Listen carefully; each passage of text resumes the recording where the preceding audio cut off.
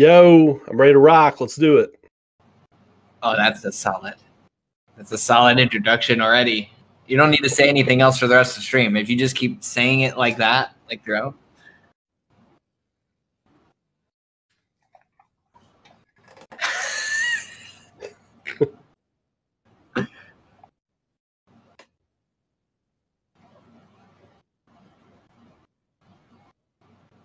How about now? Can you guys hear me? I am trying to troll us. I can hear it. Yeah, everybody can hear it. I can hear you. Yeah. Hi, Don. So you need to raise your volume. Okay, so listen, guys, everybody.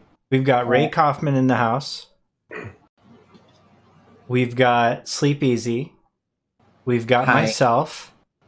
And this is Babyseal Team VII, episode Coffman. Our topic today will be Sephiroth. Oh, we got Final Fan TV hosting a stream. Thank you so much. Oh, shit. Yeah. Yo. It's already going great. I've only had a little bit of technical issues, all of which are sleepezi's fault. So listen, guys.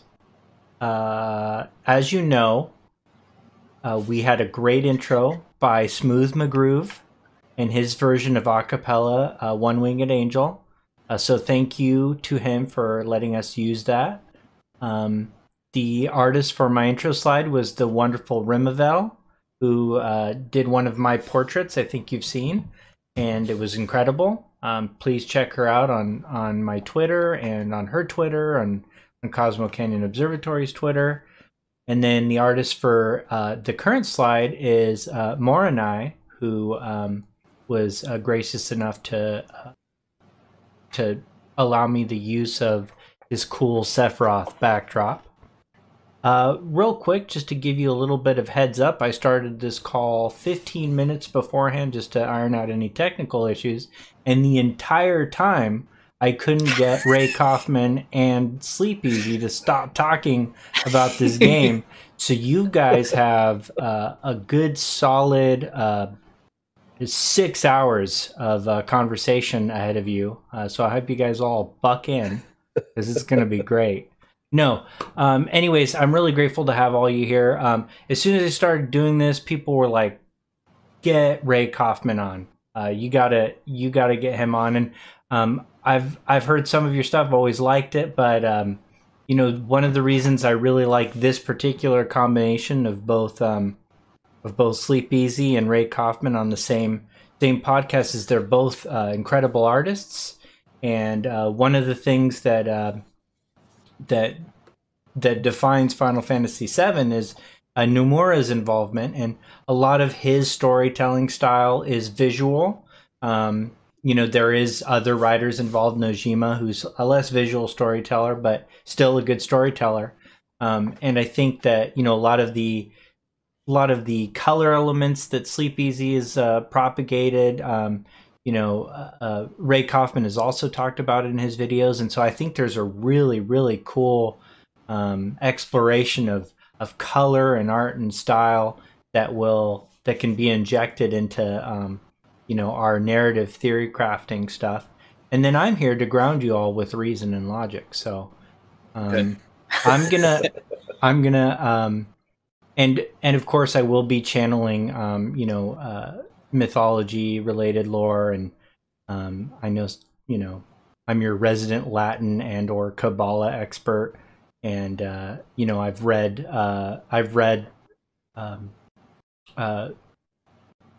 Mary Gallagher's book, Norse Mythology and Final Fantasy VII. So we'll be getting, you know, I'll channel that in as well. But I'll go ahead right now and we'll do introductions. Because he's the guest, he's the man of the hour, he's the dream team. We'll start with Ray Coffman. Why don't you tell us about what it is you are, what it is you do, and yeah, go for it. Well, hey, what's up, everybody? A lot of you all probably know me from the YouTube channel, doing a lot of theory crafting, Final Fantasy VII Remake stuff. I talk about other gaming stuff. I'm a big Final Fantasy fan, Castlevania, Resident Evil, stuff like that.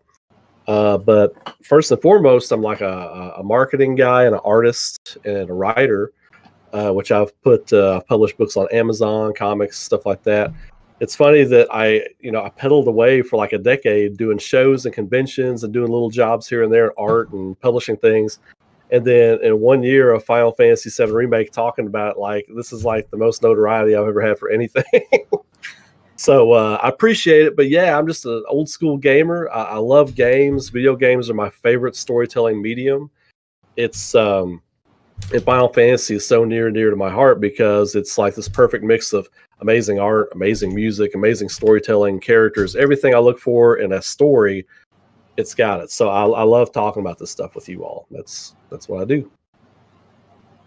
Well, thank you for introducing yourself, and I can't wait to hear some of the crazy stuff you have to say. Let's go over to Sir Sleepezi. Hi. Yeah, I haven't.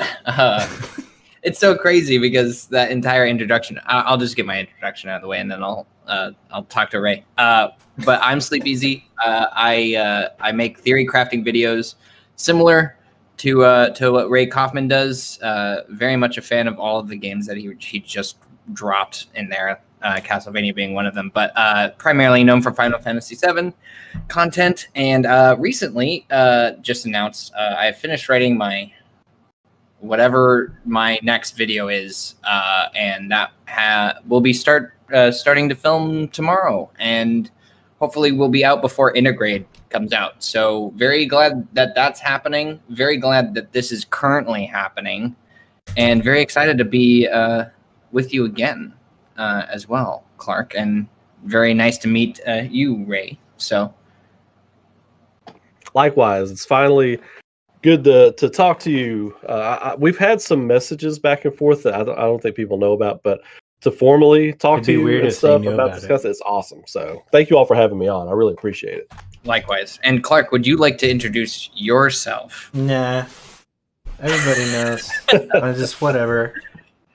I'm just living in Mel Gallagher's shadow, over here. Mel, you mean Mike? Yeah, Mike Gallagher. No, Mel. It's short for Melania. So understood. No, okay. I'm Schrodingersbabyseal, aka Babyseal, aka Clark, because that's what they're gonna call me. So may as well get used to it.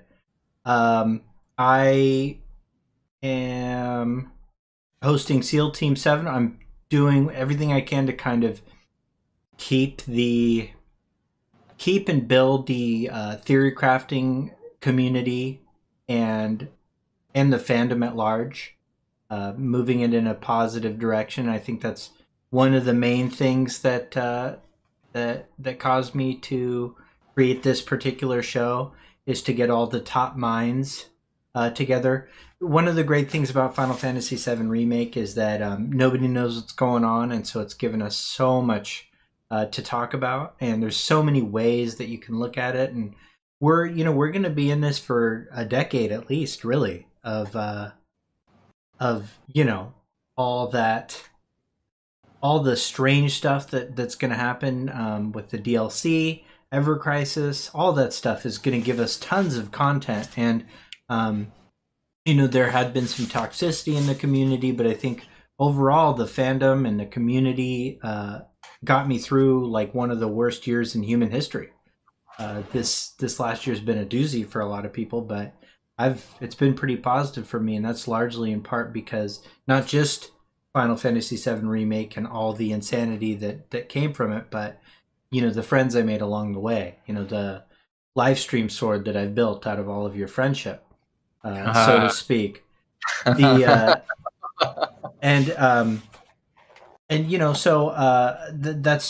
why I'm doing this. I am a streamer. I have done a bunch of bizarre challenge runs. Nail bat's my favorite weapon. Done no healing runs of hard mode.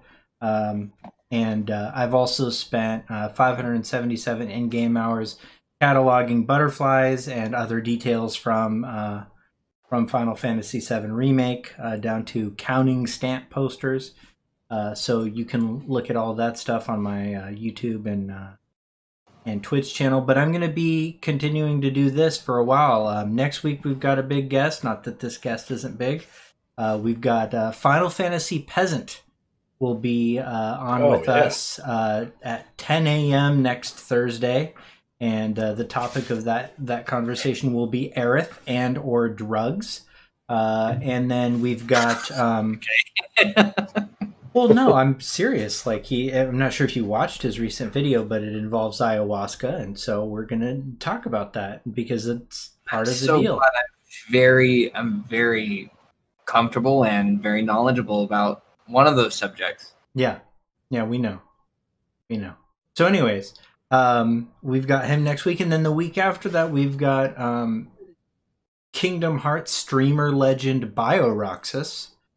He's going to be joining us, and he's got a bunch to say on Final Fantasy VII Remake, and he hasn't really had a chance to do it because, he's locked into his Kingdom Hearts thing. Not really. He's a great guy. He's got a lot of opinions about everything, and so I think because this is a Nomura game, he's got plenty to say on the subject. So, anyways, thank you for allowing me to introduce myself and introduce the show. Let's just get right into it. Let's talk about our topic, which is the big purple people eater, Sephiroth, and what we think his role is going to be. Now, obviously, him showing up in the game at all, while expected, I don't think many people thought it was going to be at quite the level he showed up. For narrative reasons, it made sense to have him in, but four different variants of Sephiroth, including one that's affiliated with question marks per Nomura.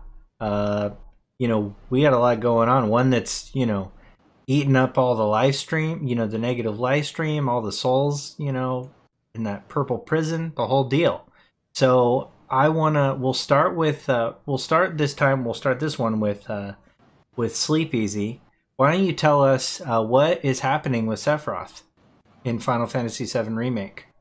Go. What is happening with that guy? All right, so how long do we have? So the idea here, right, is that I guess for anybody just as a layman sort of start here is that obviously Final Fantasy VII Remake is a very different game from the original. Sephiroth in particular, along with Aerith. But mainly, I guess, going back to the background of this Twitch stream being purple is that he seems to have an influence throughout the game that is much larger than his previous role. And that's saying quite a bit just because he was so powerful to begin with.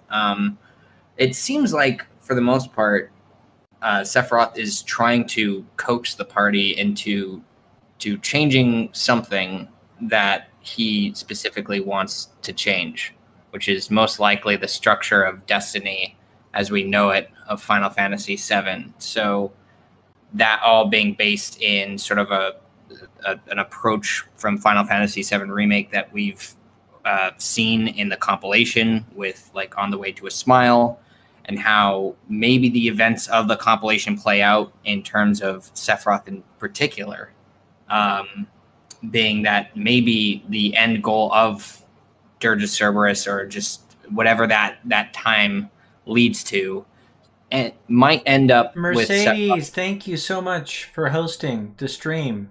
Thank you, Mercedes.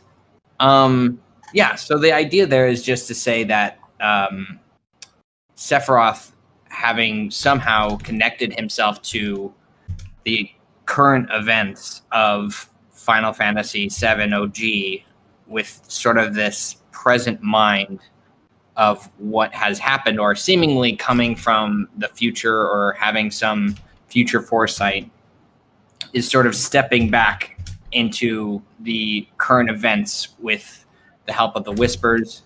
My standing of this is just to say that what is going on is that Sephiroth has found himself in the future, having corrupted the life stream to a degree as he has set out to do in Advent Children, is going to try and keep things, or I guess influence them in a way that retains that sort of present, because that is, in all intents and purposes, sort of the way that Sephiroth succeeds, which is how he says this in Advent Children, is that he says in Advent Children that he wants to corrupt the life stream and then spread himself literally across the cosmos and infect the larger universe of Final Fantasy VII. So I think the goal there is to use Geostigma, which is the way that Sephiroth plans to infect the larger life stream, and then fully take over the life stream, and then continue as he was, essentially, which is just constantly consuming / corrupting planets, sort of like his mother Jenova did long ago, quote unquote, from Advent Children. So yeah, and the Harbinger representing that sort of final obstacle that Sephiroth needs to be free of, is that the Harbinger itself is sort of the representation of like both the manifestation of the life stream and destiny, and is sort of also acting as the last sort of barrier between Sephiroth and his goal, which is what your party destroys, unlocks, thus freeing Sephiroth in order to do whatever he'd like. And that's where Final Fantasy VII Remake ends, is with the Harbinger's defeat, Sephiroth being freed, and so on. So yeah, that's sort of what seems to be going on. And also the prominent color of purple being featured, which is where most of my first video goes into depth. And that's only to say that the color purple is represented from the beginning of the game to the last part of the game as a signifier of Sephiroth's influence. You can see it in the alley with Aerith. You can see it after the alley with Aerith, and all of that being cued in with like Sephiroth's one-winged angel theme. So all of that is just very, like, me obviously going over very little of the actual lore that backs this up, but just as a summarization of that my viewpoint on it is just that. So that's where I think that is. That's great. And before I move over to Ray, because it has been brought up a couple times in chat and I don't want to not mention it, it should be known that Advent Children, speaking of, does officially have a remaster, 4K HDR remaster, due out on Blu-ray June 8th. I would not be surprised if we saw that streaming in some capacity too. But you can pre-order it on Amazon North America. Oh, really? I didn't know that. I need to do that. I did do that, so I don't know. And it was before it was officially announced, so like, not sure if that will take, but you know, somebody, if you can put a link in chat, that'd be awesome. Sounds good to me. I'll order it while we're on a call. Yeah, and then so Ray, Eduardo, tell me what's going on with Sephiroth? Well, what sleepezi said, a lot of that I actually agree with. I'm going to go ahead. We said this in the when we were getting ready. I'm going to go ahead and talk about if that's okay with you, sleepezi. Yeah. I actually wanted to bring it up too, so here we go. I've had a lot of people message me and ask, have I checked out sleepezi stuff? The answer is no. And we actually messaged each other about this. And the reason being, it's not a disrespect thing. It's when you're doing this kind of stuff, you want to keep your own path, your creative path going kind of uninfluenced, if that makes any sense. Mm-hmm. So just the sheer volume of people who have told me, hey, love your stuff, you got to go check out sleepezi. I know it's good, so I don't have to check it out because I know it's good. You know what I mean? Yeah, I'm on the same level. But when it's all said and done, I do want to go back and check all this stuff out. But that being said, I do. That's the first time I've ever heard his theories on that. So I do agree with a lot of that. what it comes down to for me is Sephiroth. You can't talk about Sephiroth without talking about Jenova, right? Mhm. Because a lot of people, I think, when Jenova landed and she had to battle the Cetra, who I think were the Knights of the Round that beat her. I think that's what they are. Mhm. She was powerful then. She was the big calamity, the threat then. She's not now. It's Sephiroth. I think people try to give her too much power in the story, which she is powerful, but Sephiroth is the one harnessing the power now. He is the problem, not Jenova. She's the power up. Mhm. He is the problem. So the presence of purple that you speak of, it's not only Sephiroth, it's Jenova. Because when we see Jenova's blood that everybody complained about, right? Yes. I didn't want to complain about. I didn't want to back people up and be like, oh, well, it's purple because of this. No, purple does represent Jenova, and that's why her blood was changed to purple in this, and the blood. But I still think there should have been like some human carnage around. So I totally agree with that. 100%. I'll. That's a thing for another time. But yeah, purple always represents Jenova, and so it's going to represent Sephiroth too because he is just completely comprised of her DNA. So, but what is happening with Sephiroth in the story is he is manifested, like you all said, in 4. If you count his body being in the northern crater, in 5 ways, because there is his mental connection to Cloud, right? That's consistently causing problems with Cloud throughout the story. And then there is the Jenova clones, the S clones that represent themselves as Sephiroth. And then you've got the Whisper created version of Sephiroth at the end of it, right? Which before that, though, you've got actual Sephiroth's soul, right? Which is imprisoned in the Harbinger. That whole thing there at the end with when I first played through it, and everybody was making the oh, this is Kingdom Hearts at the end of it comparison thing, which I never thought that in any way. Like the Harbinger, what seemed a little bit weird, right? So the second time I played through, I was like, what is going on with this Harbinger? What is it? He's the warden. He's the planet's warden, keeping Sephiroth in prison. Because if you look at the way it's structured, there's that big purple thing in the middle of its chest, and if you watch it, it looks like light moving on the surface of it, but it's actually something in there moving, right? And the way it's hooked into the Harbinger, it's like all these like cable looking things. And so when Sephiroth tricks the party into defeating the Harbinger, he actually tricked them into springing his prison break. So that's what's going on with him. So even at the end, when you beat the Harbinger, and Sephiroth surrounded by that purple aura, and he shows them Meteor, he shows them his plan. It's like this big flex. It's like, look, you can't stop me now. Like, he is more complete now than he was in Final Fantasy VII, the original, because I think my theory is that this isn't like a future Sephiroth. These are time loops. Everything, the entire existence runs on one continuous time loop, and then it starts over again. It's not many universes coming together, because at the end of Dirge of Cerberus, they actually answer the question, or not at the end, but in Dirge of Cerberus, they answer the question when you're on the Shera and they have the Bugenhagen's universal engine thing come up, the observatory, and it's Yuffie, Vincent, Reeve, and who else is standing there? Somebody else is standing. Shulk isn't there. She's broadcasting it, but it's Sid, Valentine, and then Yuffie and Reeve, I think. Right. But when they're talking about, I think it's Shulk's voice talking about what's happening to the planet, and she says eventually all this energy is going to leave the planet and it's going to crumble away and it's going to go into the greater life stream of the universe. I feel like that has already happened once, right? And Sephiroth now being in the planet, the life stream being held there, the first game is the first time loop.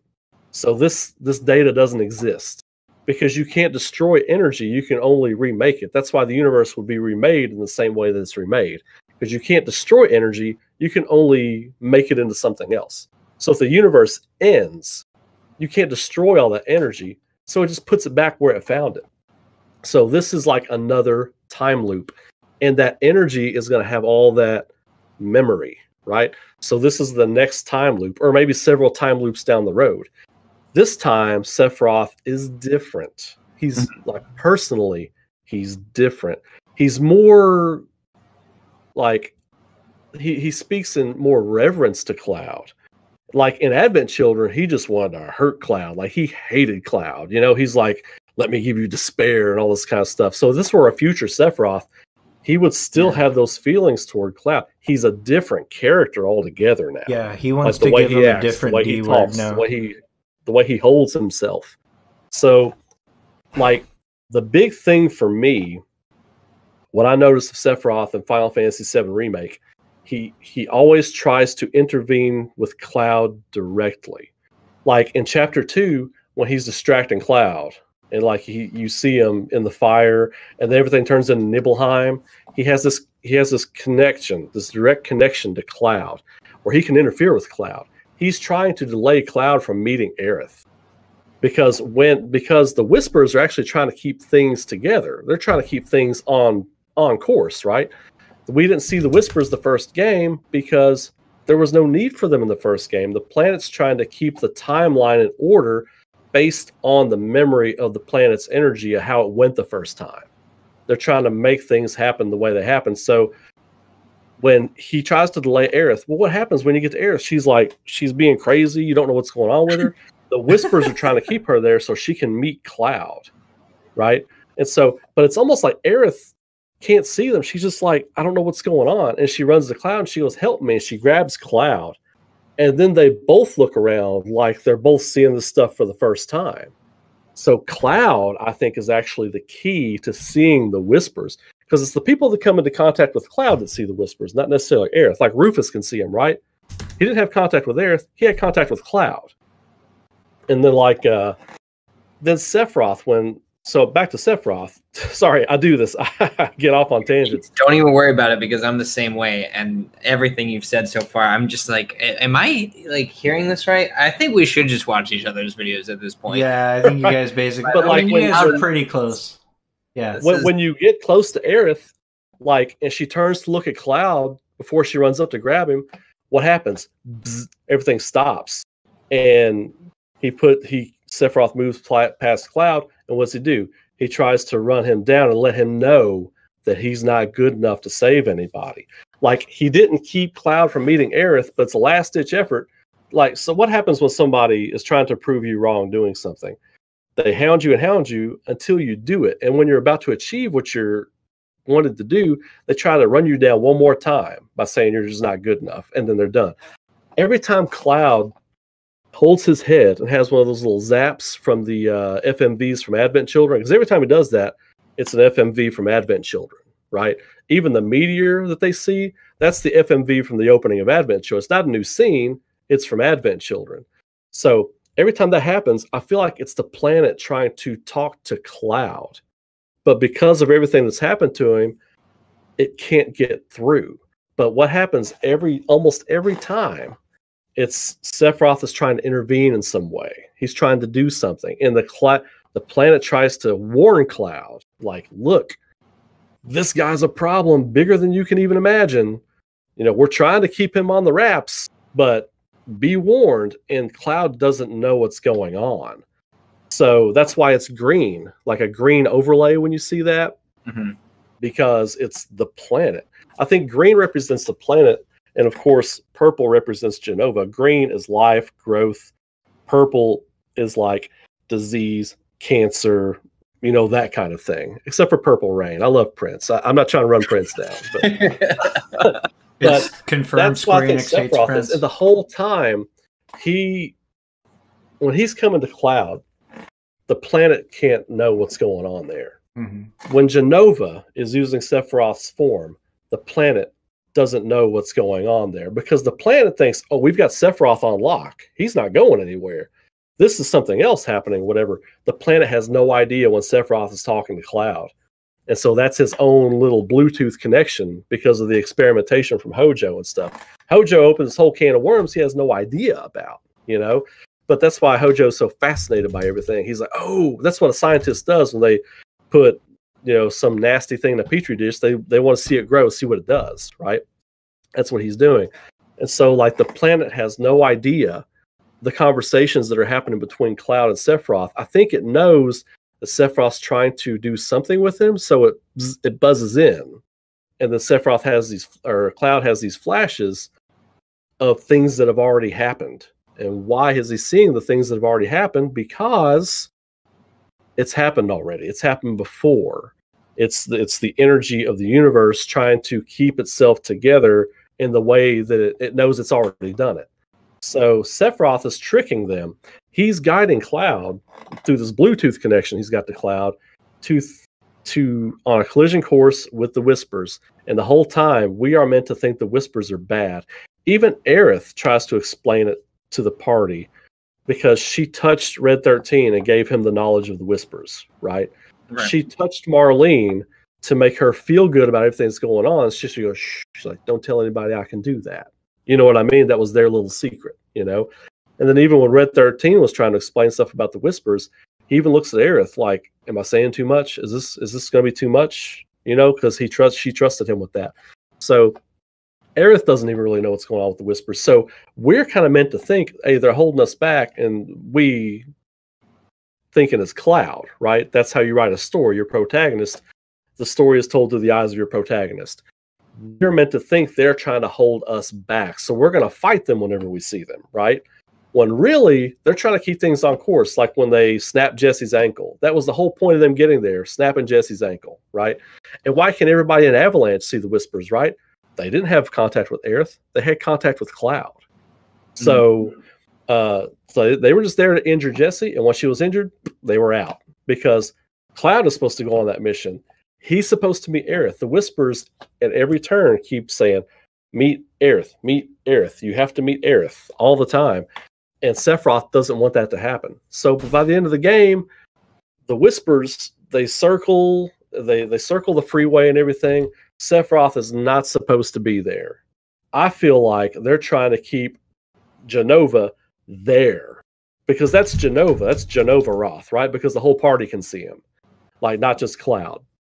That's Jenova taking Sephiroth's form. And he is kind of like acting through her. The Whispers are trying to keep that from happening. So he slices that open. He knows that's where the prison is. He's tricked everybody. He's tricked the planet. He's tricked the party. And so he's like, I'm waiting. Like, come follow me. If you really want to beat me, you better come in here and beat me. And so they go in there. They're tricked into fighting the Whispers and jailbreaking Sephiroth.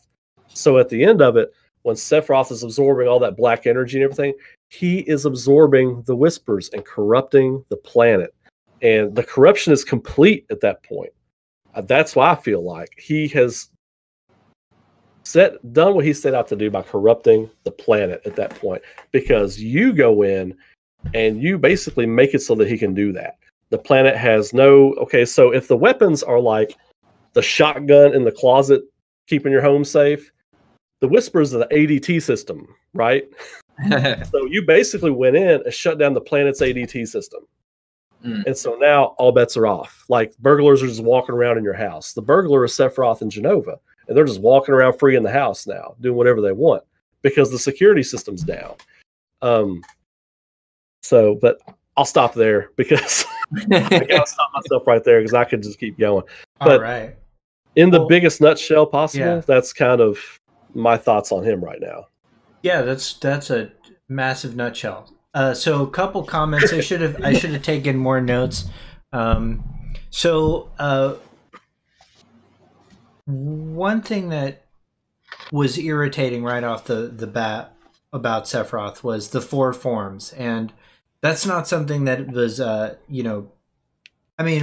with enough breakdown of the gameplay you could sort of pick that up, but that being thrown into basically the Ultimania as like privileged information was very irritating.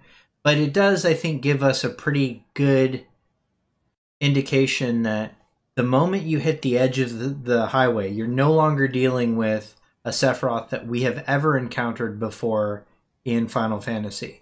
I'm a big proponent of the time loop. I'm more of the mind that there's been several iterations of this. of this particular, that you know, we're several loops down the road. It's kind of the way that I interpret the information, not just one. And I think that that's part of the reason we see, you know, this all this future sight bleed through Aerith, and it's unclear if that's why Cloud is seeing the future, or if it's the Jenova cells. It doesn't really matter. I mean, it kind of doesn't matter. He's seeing it.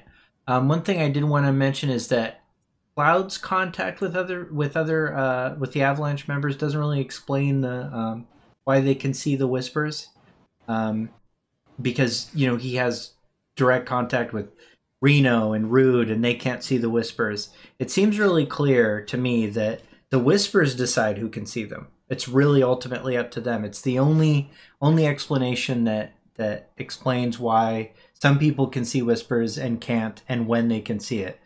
Rufus can't see the whispers until well after his fight with Cloud for some reason. You know, so it's this whole thing, and I think it sort of alludes to the agency of the whispers defining who needs to see them. Like maybe as sort of their dying wish, they want certain people to understand that they're dying, you know, for whatever reason. Like that's part of their end game. I certainly agree with both of your takes on what's happening in the actual battle. It's, you know, there's all these allusions to purple being representative of Jenova, and even like the enigmatic whisper has this purple color, and all of its attacks are named after Sephiroth attacks from previous games, like even games like Kingdom Hearts. And the fact that like the whisper literally speaks to Cloud in Sephiroth's voice at one point. I mean, there's a bunch of stuff that just ties the whispers to Jenova somewhat intrinsically. And it seems like the whisper's form, even like the black cloak, the robe, seems to be representative of corruption that's already taking place in, you know, the whisper identity. Like we know from developer interviews that they were supposed to be originally going to be this golden sand like you know, substance that they sort of turn into once they're defeated, essentially, you know, destroying the Jenova's influence over their form. So they become this thing that they were originally supposed to be. And so, you know, my headcanon is that when 5 years prior, during the Nibelheim incident, or Nibelheim incident, as Sleepezi likes to say, Sephiroth jumps into the live stream with Jenova's head. That's when the corruption begins. That's when the, you know, this tool of the planet, which is definitely what the Whispers are, you know, essentially that's their essential form, is they're planetary protectors. It's not even the first time that the screams that they make are heard. You know, in Final Fantasy, they're in OG and to some degree in Dirge Cerberus. You know, those begin their corruption, and the form that we see them in Remake, I think, is resultant of Jenova's corruption. And what Sephiroth does, independent of Jenova's corruption, maybe because of his link to Jenova, he understands this, is he absorbs that power. And I think that's why he uses the different pronoun in the Japanese version at the very end during his speech with Cloud, when he goes from, you know, being like creepy to thirsty for Cloud. You know, that during that exchange, he uses a different pronoun in Japanese, and it's something that a lot of people, it's caused a lot of people, because I do read everybody's theories, because I think it's good to read everybody's theories, even though I know you don't want to be influenced externally, but I think it's good to not be wrong about things whenever possible, and to be informed generally prevents that. And so I will say that it seems pretty clear that the ore pronoun is not an indication of like a Sephiroth redemption arc, which is a super popular theory.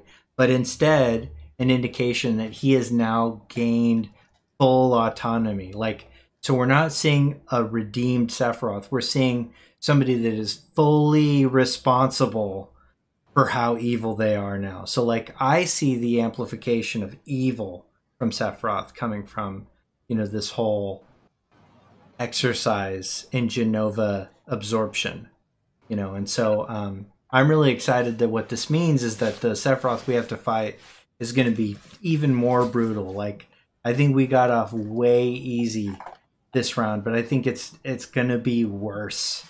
I think that the people that are going to die are still going to die, but I think more are going to die, and it's going to be more brutal. That's my takeaway.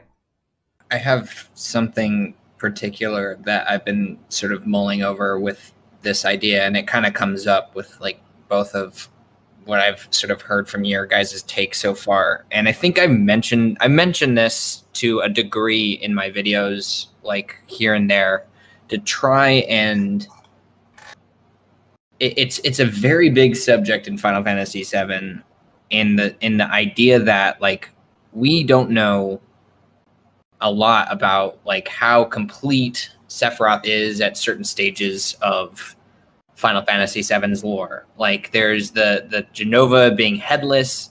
It's like, okay, well, what is Jenova synthesis? How much of that is Jenova, or how much of that is her fully formed again? And from like constant digging of all that stuff, it's hard to pinpoint without getting into a huge conversation about it, how much of her ever does seemingly come together.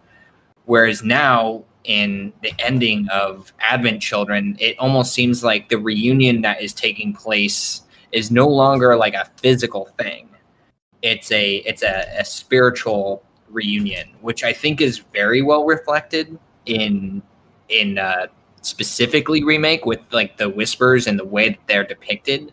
Is that's continuing this conversation of like Jenova is not just a physical like threat anymore. She is now a spiritual threat to the life stream, having now been given contact with it. And this comes back to the idea of like what the negative life stream is. And the negative life stream, for those who don't know what that is something that Nomura just says in passing in the director's cut of, or the director's commentary, and is very briefly mentioned in an Ultimania when describing the Geostigma, is right. That it is a collection of the corrupted souls of Geostigma that die and are it's very specifically in reference, by the way, to the dark material that Advent Children Sephiroth collects during his battle. Yeah, in the commentary. The strands. Yeah, the strands that are coming down. He's like, oh, that's the negative life stream. So everyone's like, I gotcha. Like, we're totally on the same page. And people use that term very regularly without really understanding the context of it. So that's just one thing to introduce. But the point that I'm trying to get to here is that it almost seems like most of this stuff, most of the function of the life stream, most of the function of Jenova, they're very similar, but they also don't seem necessarily complete either.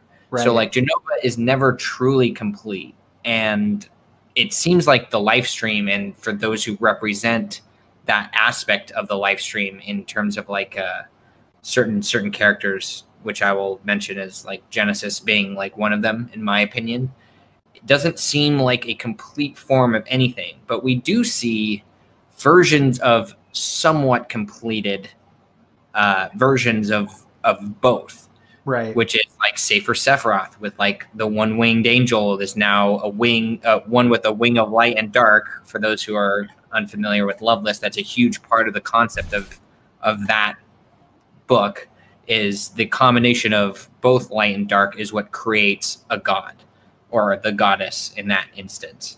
So if that's the case, and I started looking into this afterwards, and I know that this is just for the sake of food for thought. So there's no particular point here, but that's also the case in like Dirge of Cerberus as well, because I just recently came across this quote saying that like Nero and Vice are not necessarily separate entities. And the reason why Nero is so overly protective of his brother is because they're actually one and the same person. They classify Nero and Vice as literally two separate entities that are a part of one body. Right. And I'm like, okay, that is all coming back into this idea of light and darkness do have some form together. Right. A duality, like the cosmos and chaos duality. Yes. Yeah, like that's built Sephiroth into Final Fantasy. Yeah, well, right, and exactly. It all comes back to what does that sort of say about Remake in general, right? Is that what is this balance that whatever is trying to strike with the control over both the light and the darkness of this? Now I sound like I'm talking about Kingdom Hearts. But I think that's the main takeaway for me for Remake is that Sephiroth wants none of that balance. If anything, he wants to be in control of whatever that balance, that the scale of anything is.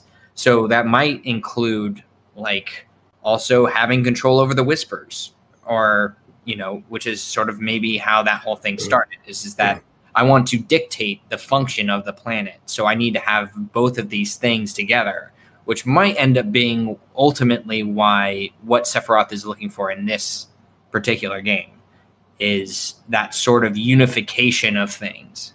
So.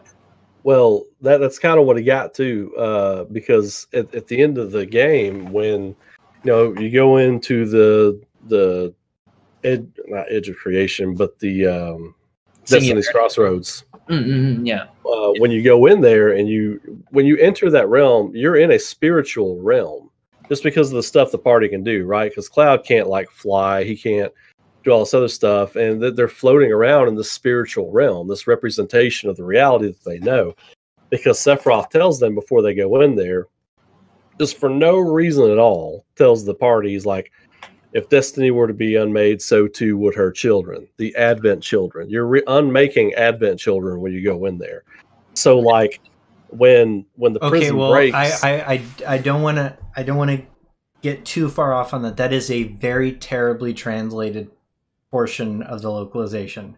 It is specifically talking about the planet's population. If you just look at the straight Japanese, basically saying you will destroy the planet's children. Well, the reason I say that though is because you literally go in and you fight representations of Kadaj, Yazoo, and Laws, right?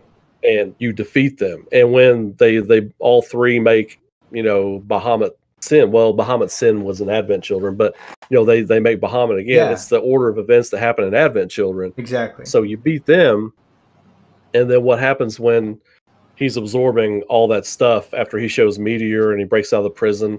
That stuff he's absorbing is the stuff raining from the sky in Advent children. It's that black mass stuff he's pulling into him. Yeah, that's negative life stream. He's pulling the negative life stream into him. Yeah. So he's essentially made it so that he can go ahead and get that all done now. You basically just summarized 10 hours of sleepez's videos right now, just with that. I really want to get, because there's something that I think is very important about the "so too shall her children," or even the way that it's translated. I think that very much mimics something that Ray is getting across, which is that, and I'm gonna try and explain it in the way that I see it. But it's the way that the game starts. Sephiroth wants you to save the planet. Sort of. He's like, I want you to save this dying planet. And in order for you to do that, I need you to run away. I need you to get out of whatever it is that you're about to get into. And I don't want you to be here. Then at the end of the game, he says, those who are bound to her, those who are bound to her line, which is what Ray just went over. And then after that, directly after that conversation, Aerith is like, look, he's going to tell you that he gives a shit about the planet, but that isn't how that's supposed to be. Right. So what that is an indicator of is that, okay, Sephiroth obviously has some sort of stake. There's something at stake here. Right. He needs something. Right. He needs something. Yeah. And he needs he needs the planet to be protected. And when he says the planet, he means the corrupted planet. In my opinion, this is what's giving him all of his control. He probably means the planet now, which just happens to be somewhat corrupted. Yeah, exactly. Right. Yeah. And the thing that I was going to go into is that this leads into a very interesting, very weird discussion that happens in Advent Children Complete, where you will see a lot of very weird crossover with Kadaj Laz and Yazoo's perspective on who is like the mother of the planet. Now, we know that Sephiroth references Jenova as the mother. We know that people call Aerith their mother, and also the goddess or the mother of the planet, she, right? So there's all these different classifications of these female figures that represent the planet or some very powerful like entity belonging to the planet.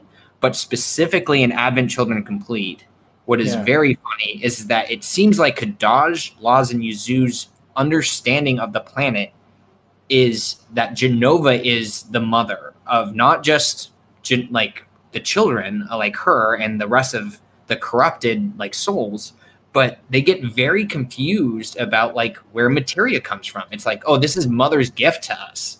And it's like, but that's the planet's gift to the people. So it's like that's the souls of, that's the memories of the dead. Right. Yeah. So all of this is, it's like slowly over time, what has been happening always is that Jenova is assimilating and reflecting literally the function of the life stream. It's like Jenova is becoming the only mother, I guess is how you would say it, is that there will not be like a separate entity. And that's sort of, again, going back because Advent Children is obviously like hugely informed, I guess inspired. Remake is inspired by Advent Children in this way very heavily. Right, like the final fight is called the Advent Children fight in the Materials Ultimate. Right. I think it comes down to this idea of like this. So at this point in Remake, as a sequel of a game, this concept of assimilation has just full on taken over. So I think, and it's even worse after the jailbreak, as we're talking with like Sephiroth, is that now not only is it like, and that could have been undone to a degree. I think that that's probably the case. Like there's some control that Sephiroth loses by the end, but he is definitely stronger and more in control of everything that's going on in terms of the function of the planet at that point. But I think it just very clearly illustrates like how close they have come together, the like Jenova with the planet. It's like they're not even, there's no difference anymore to Sephiroth. Whereas Sephiroth treated this thing as a separate entity, right? He even makes that distinction in the original game, right? He's like, oh, I was confused. Jenova is like this alien that came down and this planet belongs to me. Whereas like before he fell into the reactor, he didn't know any different from himself and etc. But he makes that distinction. But as we see other iterations of him, that wall between like I'm a god or like I will become a god, like it all becomes the same thing. So I didn't mean to like go pop off like that either. See, I told you right. Like I was giving the benefit out here. I was saying to you that while you were ranting, it's like I get that way too. So that's sort of my impression of events. Again, I was also going to mention, I hate to say it, I'm sorry, we mentioned Bahamut. The Bahamut blood in Advent Children, to go off of what Ray said at the very beginning of this, and I forgot to say it, is that Jenova's blood is purple. So and Jenova Sin's, and Jenova Sin, Bahamut Sin, Bahamut Sin's blood in Advent Children is specifically purple, even though there is featured normal people's red blood.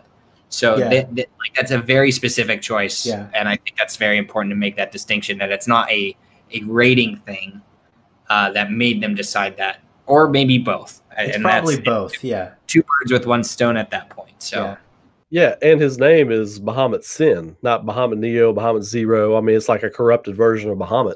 So exactly. Well, that in Final you all Fantasy were talking 10. earlier about. Go ahead. I said that in the Final Fantasy X reference. Oh yeah, absolutely. And it does kind of have like a artistic aesthetic, like a Yoshitaka Amano almost design aesthetic to it. Yeah, it does, like a Yojimbo almost. Yeah. But you all were talking earlier about how the different completion levels of Sephiroth throughout Final Fantasy VII's lore or whatever. I do feel like the version of Sephiroth that we last see at the end of Remake is the most complete version of Sephiroth we have ever seen. Ever. Outside of like Safer Sephiroth.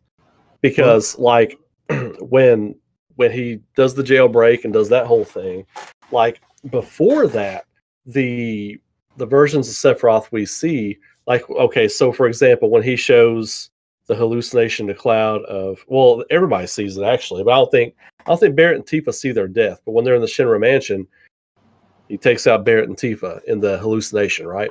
Mm-hmm. He's telling Cloud what he's going to do. Like, I think he's testing the waters with the planet because he stabs Barrett, right? He first stabs Shinra, and if he has the knowledge of how things happen, he's going to be like, okay, well, you know, the planet's going to allow this. And then he stabs Barrett for no good reason, right? And then when he backs up and walks away, it's almost like he's observing what the Whispers are going to do. Like he's testing their abilities. Now, say that to say this. He is not in control of the Whispers at that point. At the end, when the jailbreak happens, he is clearly in control of the Whispers. He's throwing them around. He's flinging them at the party. He's actually comprised of them. Because when Cloud comes down with the big shot at the end of it, when the Advent One-Winged Angel, or not Advent One-Winged Angel, but One-Winged Angel Rebirth is playing and it stops, and he connects with Sephiroth before Cloud sees that bright light, Whispers go everywhere. Like his body is just comprised of Whispers.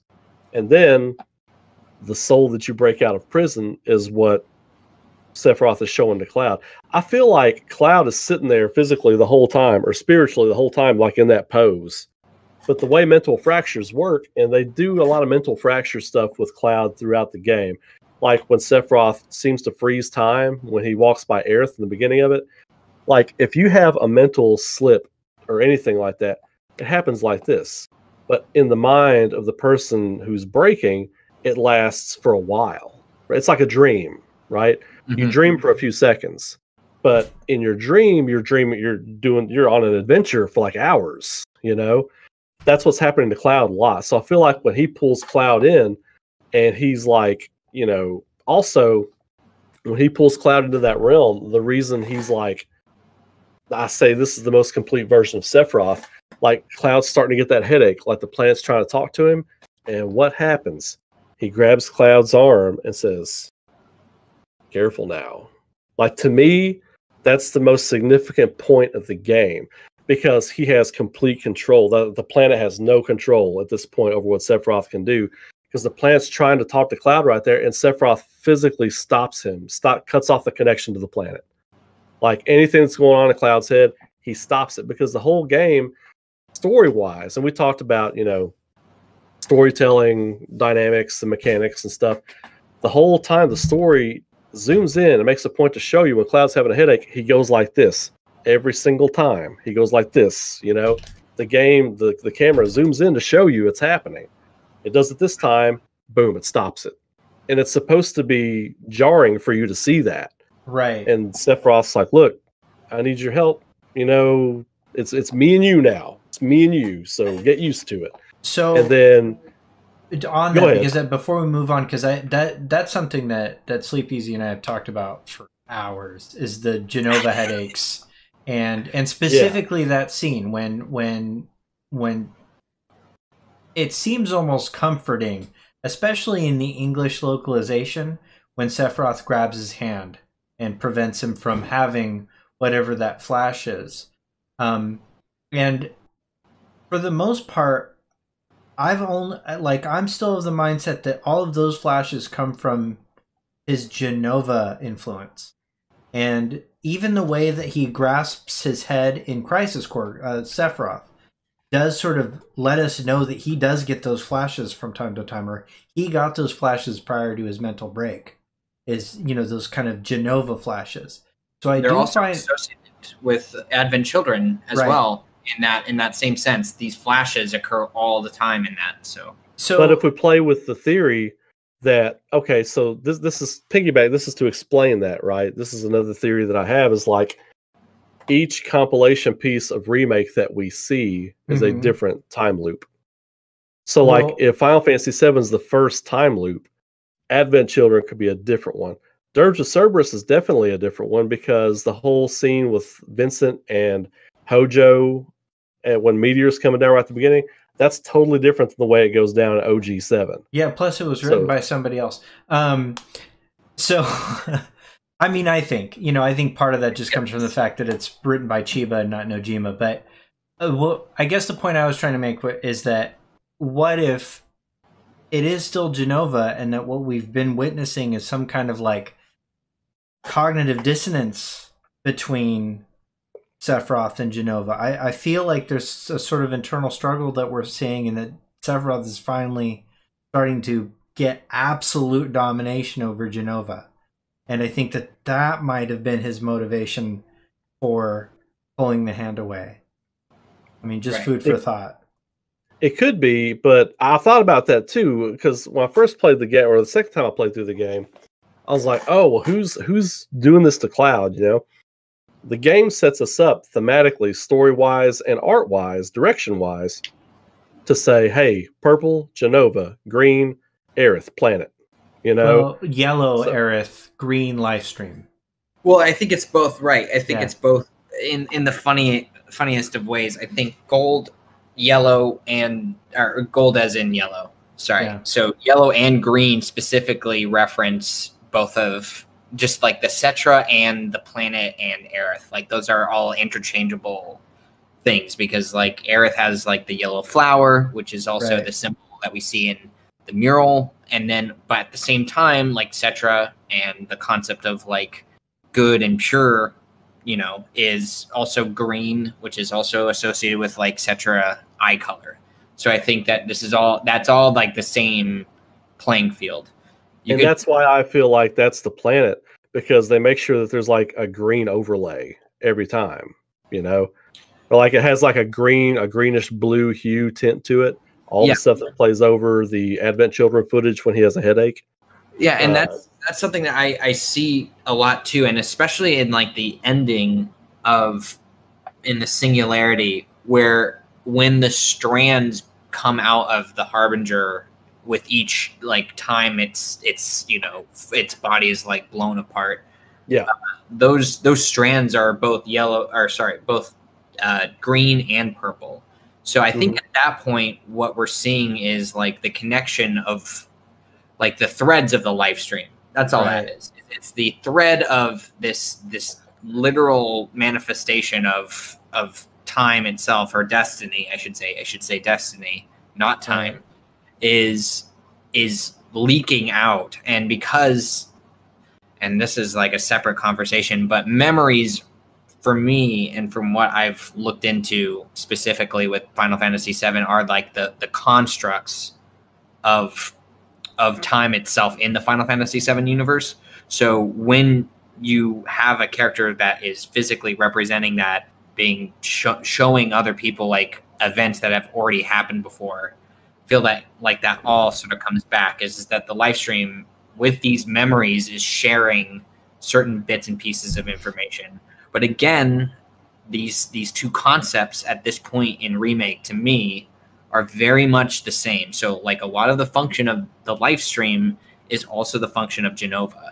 So like everything that the live stream can do is the same thing that Jenova can do. Especially if Jenova's begun to corrupt it, because a lot of the Jenova headaches, flashbacks do precede or coincide with direct Cloud interactions with Sephiroth during the first few chapters. So, there's a chance that is the methodology by which he's being communicated with, whether that's coming from the planet or from Jenova's corruption of it.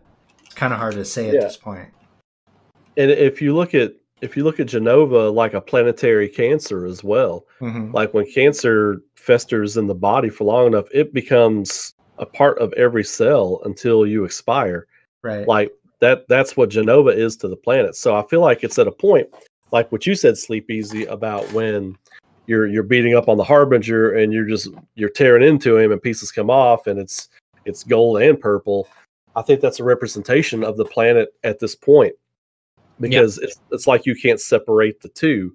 Like, so at the end of it, Sephiroth, like drawing that corruption out of the planet, I still feel like it's to a point where they're synonymous with each other at this point. Like the corruption's so ancient, like literally the people you fought as Jenova were called the ancients. So you've been in the planet that long, you know what I mean? Yeah. So the planet is completely corrupted at this point. So that's to your all's points. It's to a point to where I think it would be impossible to separate the two. They're almost synonymous now. I totally agree with this concept of like, this is always where I get hung up is that I see, because of the classification of like Jenova and the live stream being so similar, I also see them both, and I think you probably, because I have admittedly seen one of your videos, because specifically I was told, and like you, and to be like, you should be talking to Ray Coffman. Right. With my audience as well. It's like, you gotta just talk to this dude. You guys gotta collaborate. And I think specifically this was in regard to like your take on Genesis. And I'm not trying to get all sidetracked on that right now. Oh, look out. Oh, look out. I will. Can we save the Genesis talk till like hour 3? Of course. And okay. I just wanted to briefly mention that it was just this concept of like, well, that function of the planet is also doesn't seem very, very kind either. So I think in general, this level of like corruption and just the general conversation, like the storytelling, right, in Remake is mainly painting both of these sides, both the character sides and like Shinra even, as not necessarily good or bad. There's something in the middle of all of these. Right. And where it's like, well, the bigger construct is Shinra, or is the live stream in Jenova. And then it's like, okay, well, these things are actually now technically one and the same. Like, just looking at it from that perspective, just hypothetically, I think the game is trying to tell us that, like, none of these are going to be good or bad. So they're all elemental, if anything. They're all essential to the makeup of the universe, right? And so they are sort of outside of morality. Morality is going to be the character story and how they interact with each of these forces and how much respect each of them are treated with, etc. Yeah. Yeah, omnipotent power isn't like omnipotent presence isn't like a human thing. That's a planetary godly thing. Like if you look at the planet, like you said, it doesn't judge on basis of morality or anything like that. That's a human mortal characteristic that, you know, and that plays into Greek stuff too. You know, we talked about Greek mythology being involved heavily with Norse mythology and things like that. Yeah. You know, the godly characters didn't care much for morality. It was the human characters. That was the story. And that's kind of what you see in Final Fantasy VII, which is why I think it's such one of the greatest stories ever written, is because Nojima's a rock star, A, and B, being that, you know, they tell this story of morally flawed people who have done questionable things, are doing questionable things, to your point. Right. Mm-hmm. Yeah. And I agree. That is part of like the charm of all this. I mean, I think it's one of the things that makes this such a timeless story is that there is something relatable about us being these small beings in these, you know, in the midst of this kind of universal elemental battle. And, you know, whether that, you know, for whatever nation you're from, it involves war or it involves, you know, climate, you know, all the different things that are outside of our individual human control. These are all kind of in the backdrop. And the idea that, you know, that we can be these players in it, you know, by making these moral choices makes the story really relatable. But also the idea that, you know, at the end of OG, we kind of don't really know what happened. But it, you know, there is that famous Katase interview where where basically it's alluded to that, you know, humanity was wiped out, and maybe that wasn't so bad, you know. And then we look at Minerva being this kind of very, very pro planet force, not necessarily a pro humanity force. You know, and I think that's a core idea that's expressed within the entire lore of the compilation. And I don't see them shying away from that in any way, shape, or form. It looks like they're leaning in. They need to double down on it, actually. They're leaning in really hard with the whispers. You know, very, very hard. So I'm excited for that. Yeah, and that's one of the things I thought was really beautiful about the ending of the first game, the 97 game, was that, you know, like at the end, Red 13, Nanaki's running with his cubs. Yeah. And they're just looking out on this thing. And from just a visual standpoint, as the person who just experienced the story, you're like, okay, he's remembering Cloud and everybody. But as far as the planet goes, this was just a thing that happened one time.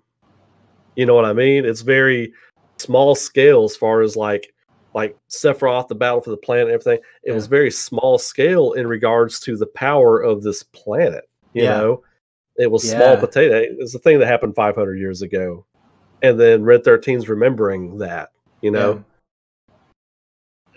that's a good point. So okay, well, what does this mean? I think we can all universally agree that Sephiroth is like fucking 2.0 at this point. Like he's gone full Super Saiyan. So Super Saiyan Sephiroth is now the nemesis moving forward. So this is where it gets real wild, because one of the things I love about watching your videos, Ray, is that you're not afraid to kind of like, hey, this is what I think is going to happen in the future, like in the upcoming games.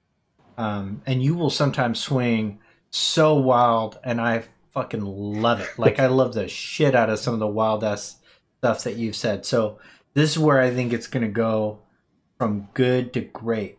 So let's hear what's part 2 and 3 and maybe 4 all the way to part 7 gonna look like with Sephiroth? How are we gonna beat him now?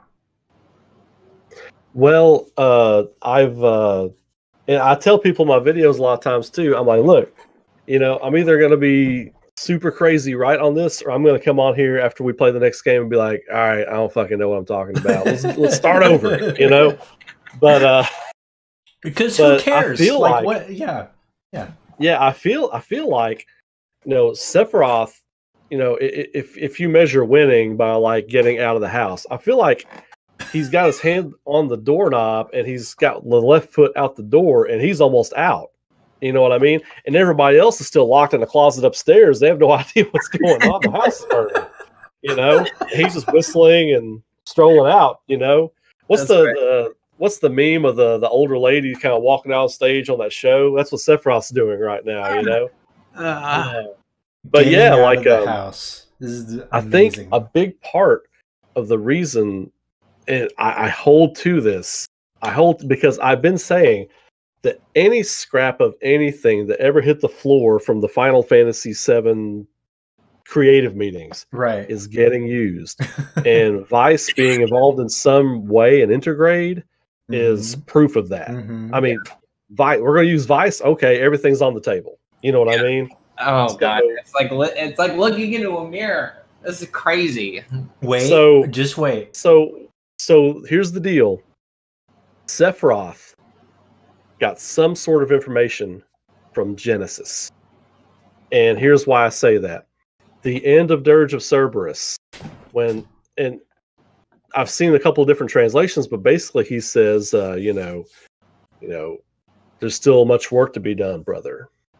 You know? Now, what does Sephiroth say to Cloud? He says, there's still so much work to be done. Genesis has talked to Sephiroth in the live stream or in some kind of like concurrent kind of realm in between realms, like they were fighting there at the end of it. I feel like Sephiroth has used Genesis for some sort of information, and then he casts him out. Like he's like, "Look, we're not buddies anymore. I want nothing to do with you. You know, you're dead to me." And so I feel like Sephiroth is going to be on this power trip. Like things are going to be happening around the planet that are really weird now that Sephiroth is fully together, right? I think some of the characters we're going to meet in part 2 are going to have a hand in explaining that about Sephiroth. Characters I think like who? Genesis will be a tragic, anti-heroic kind of character, because what was his thing the whole time? Yeah, he killed his adopted parents and all that kind of stuff. But if you look at it aside, he wanted to be the hero that Sephiroth was. He still wants to be a hero. Like when he fights Zack at the end of Crisis Core, he's like, "Show me your honor as a soldier." Like he's like, show me what I couldn't be. You're what I wanted to be. Show me what I couldn't be. Right. You know what I mean? And so like Genesis goes out, or we're led to believe he went out like with some honor. You know what I mean? Like his theme, I think, is literally called like the honor of a soldier or something like that. You know what I mean? So like Minerva sends him back. She's like, "You're not done yet." And then he's totally changed. Like he's like, "No, Deep Ground, I'm not gonna do what you want me to do," and all this kind of stuff. The fact that we see Deep Ground and Intergrade, and that Yuffie and them are going in there, and the fact that the Whispers wanted to keep Cloud, Barrett, and Tifa out of that one area of what we think is Deep Ground, I think it's got something to do with Genesis, which gets back to Sephiroth. The obvious thing is one's got one wing, one's got the other. Now, because in OG Final Fantasy VII, the one black wing wasn't a thing. That wasn't until like later sketches and stuff come out of the character. And then the other guy's got the other wing.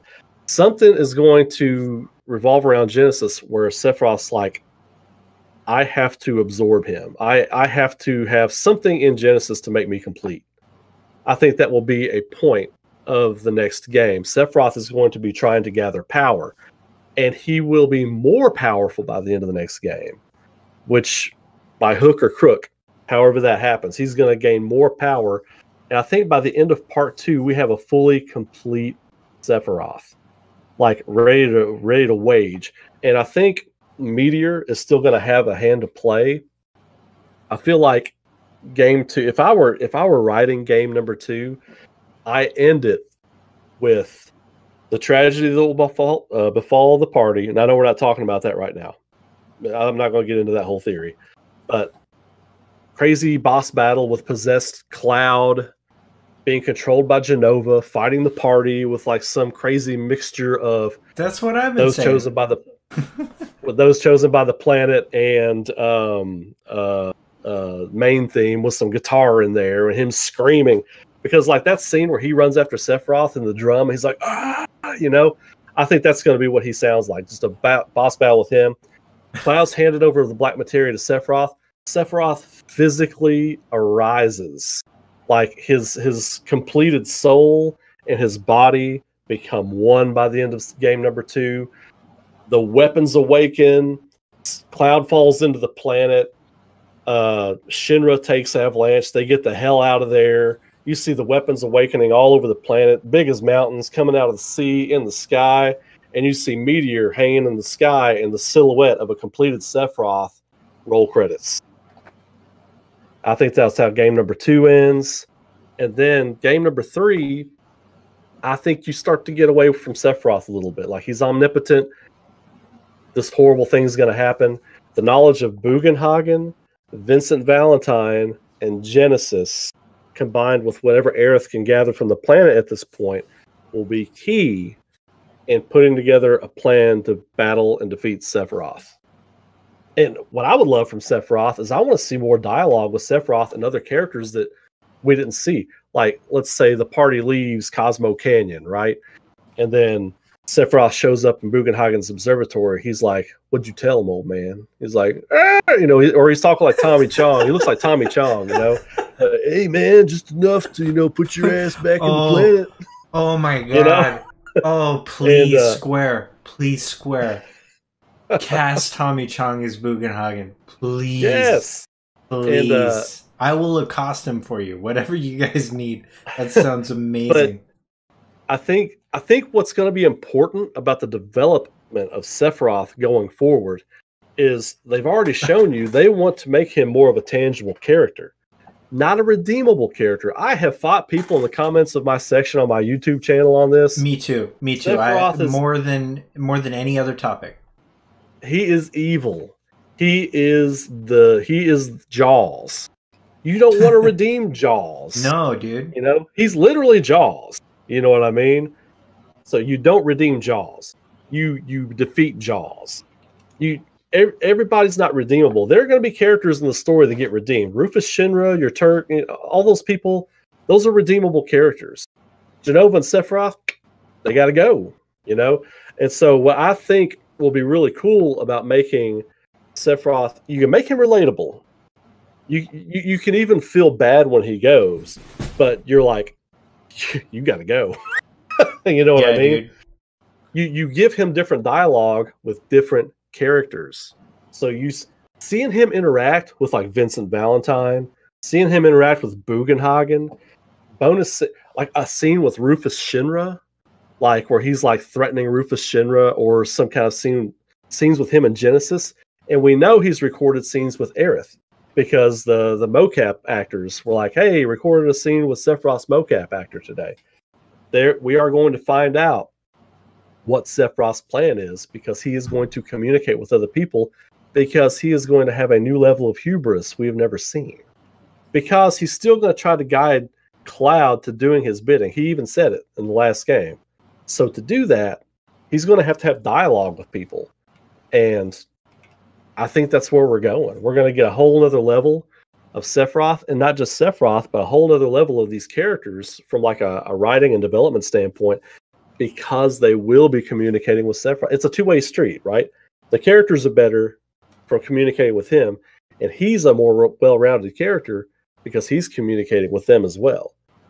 So, but at the end of the day, I think Sephiroth complete, Safer Sephiroth. You know, for years I thought that was Savior Sephiroth. I thought it was some kind of mistranslation, because I thought Savior Sephiroth kind of made more sense. You know what I mean?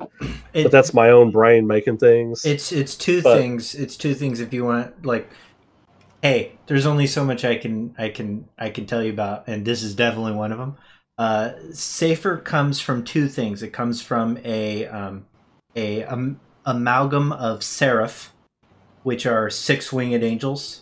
In biblical lore, and Sephir, which is another word for the actual manifestation of the Sephiroth. So it's the divine. It's a Kabbalic reference.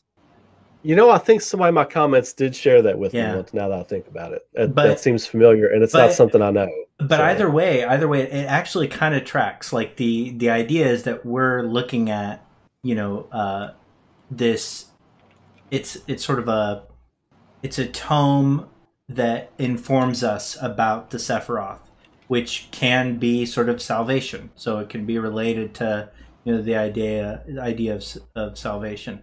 I couldn't agree more on Cloud being the absolute best potential villain for the end of 2. That's what I want to see. You did swing a little wild with some of that Genesis stuff, and I cannot wait. I cannot wait to hear what Sleepezi thinks about what you just said. So, Sleepezi, say words now. It's my turn to speak. I just so I think for the most part we have very similar views of like the inclusion of these two characters. I think very heavily I've been leaning on the Genesis is back. Here that boat comes. I feel like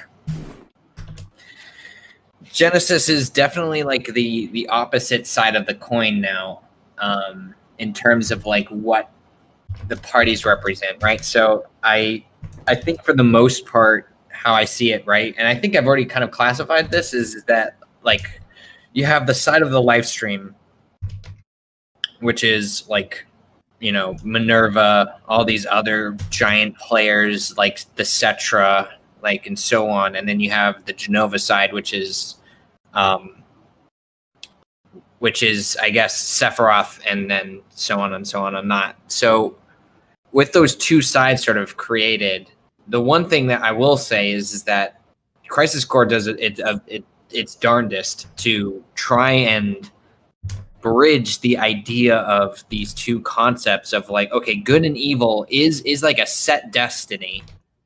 Like you are either one or the other, but there's a place in that can be a little like lenient. So like even like Angeal having like a white wing, right, is an example of something born out of evil.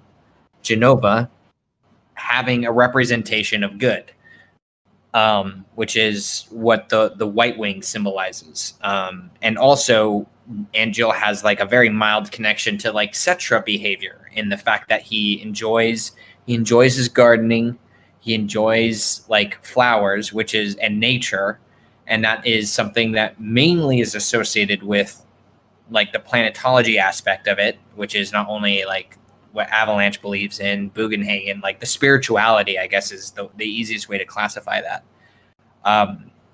Genesis, for sure, by the end of Crisis Core, to me, and I do believe that Minerva is like an actual physical like being. I think that she is the one that's referenced in like the Cetra proverb, for instance. I think she is the literal She's the goddess of the life stream's like physical persona, sort of in the way that like the Harbinger is a physical representation of destiny as a concept. Mm-hmm. It's like those are both one and the same to me. I think that there's like this job here of Genesis at this point, that while he was born of evil, he is now being like used as the protector. He's now the persona of that role, sort of in the way that Sephiroth is the persona of the role of evil. Genesis is now like the knight, so to speak, of Minerva.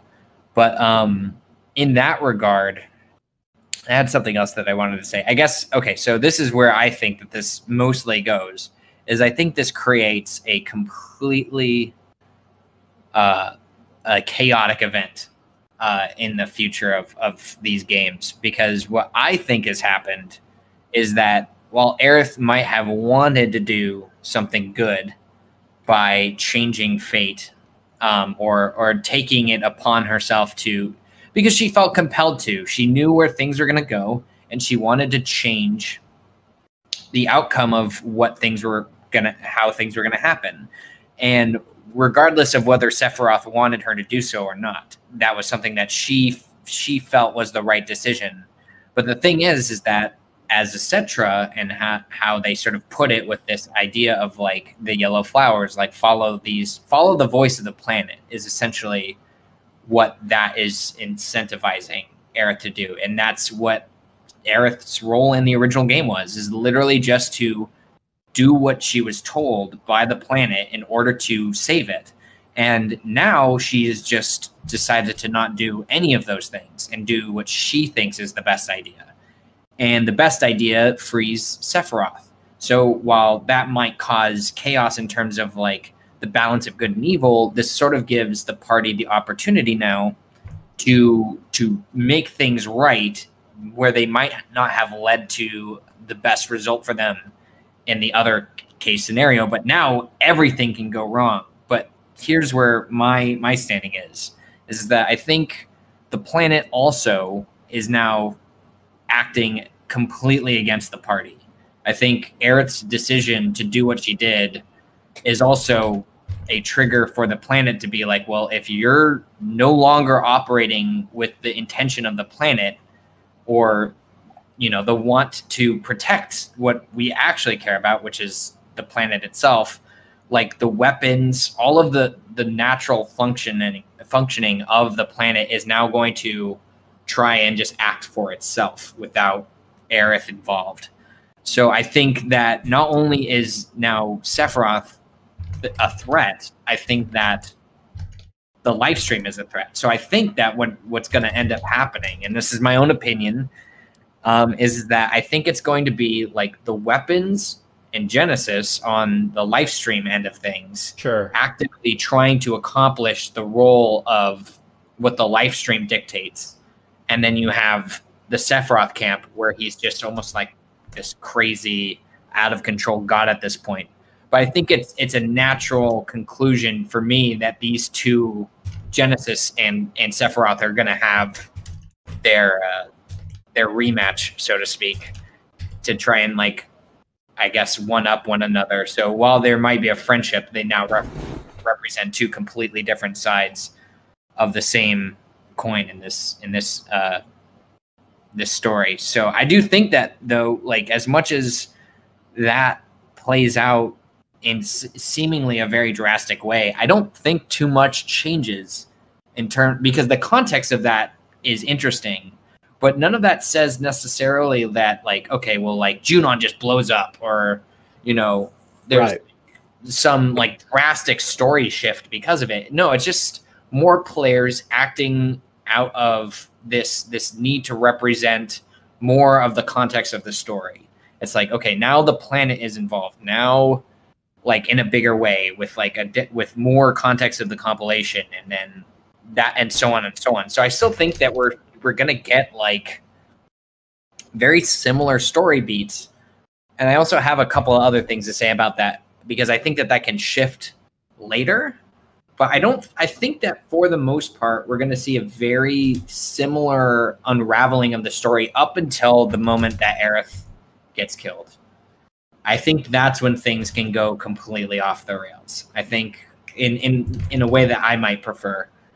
But I think Aerith's death is going to say a lot about what direction the story is going in. I am personally advocating, or seeing it, I should say, because it can go either way, and I'm not necessarily, like, that torn up about either direction. I think it will conclude with Aerith's death. Not the next game. I don't know if the next game will. I've never thought about when the game will end, but I think perhaps that would be the best point. But also, by the way, your imagery with the weapons is something that I absolutely want to see. I just want to see absolute fucking chaos at that point in the story. I want to see. Yeah, me too. I want to see just all out, like, kaiju battles, sort of like off in the distance, traveling the world, just seeing these like mountains in the background. And as long as I get a remake of Birth of a God, I think anything can happen after that. Oh yeah, dude. Like the most underrated Final Fantasy VII track there is. Yes. Okay, but that brings up, so Birth of the God. So back to, you know, the fight with Bizarro, Sephiroth, and do you think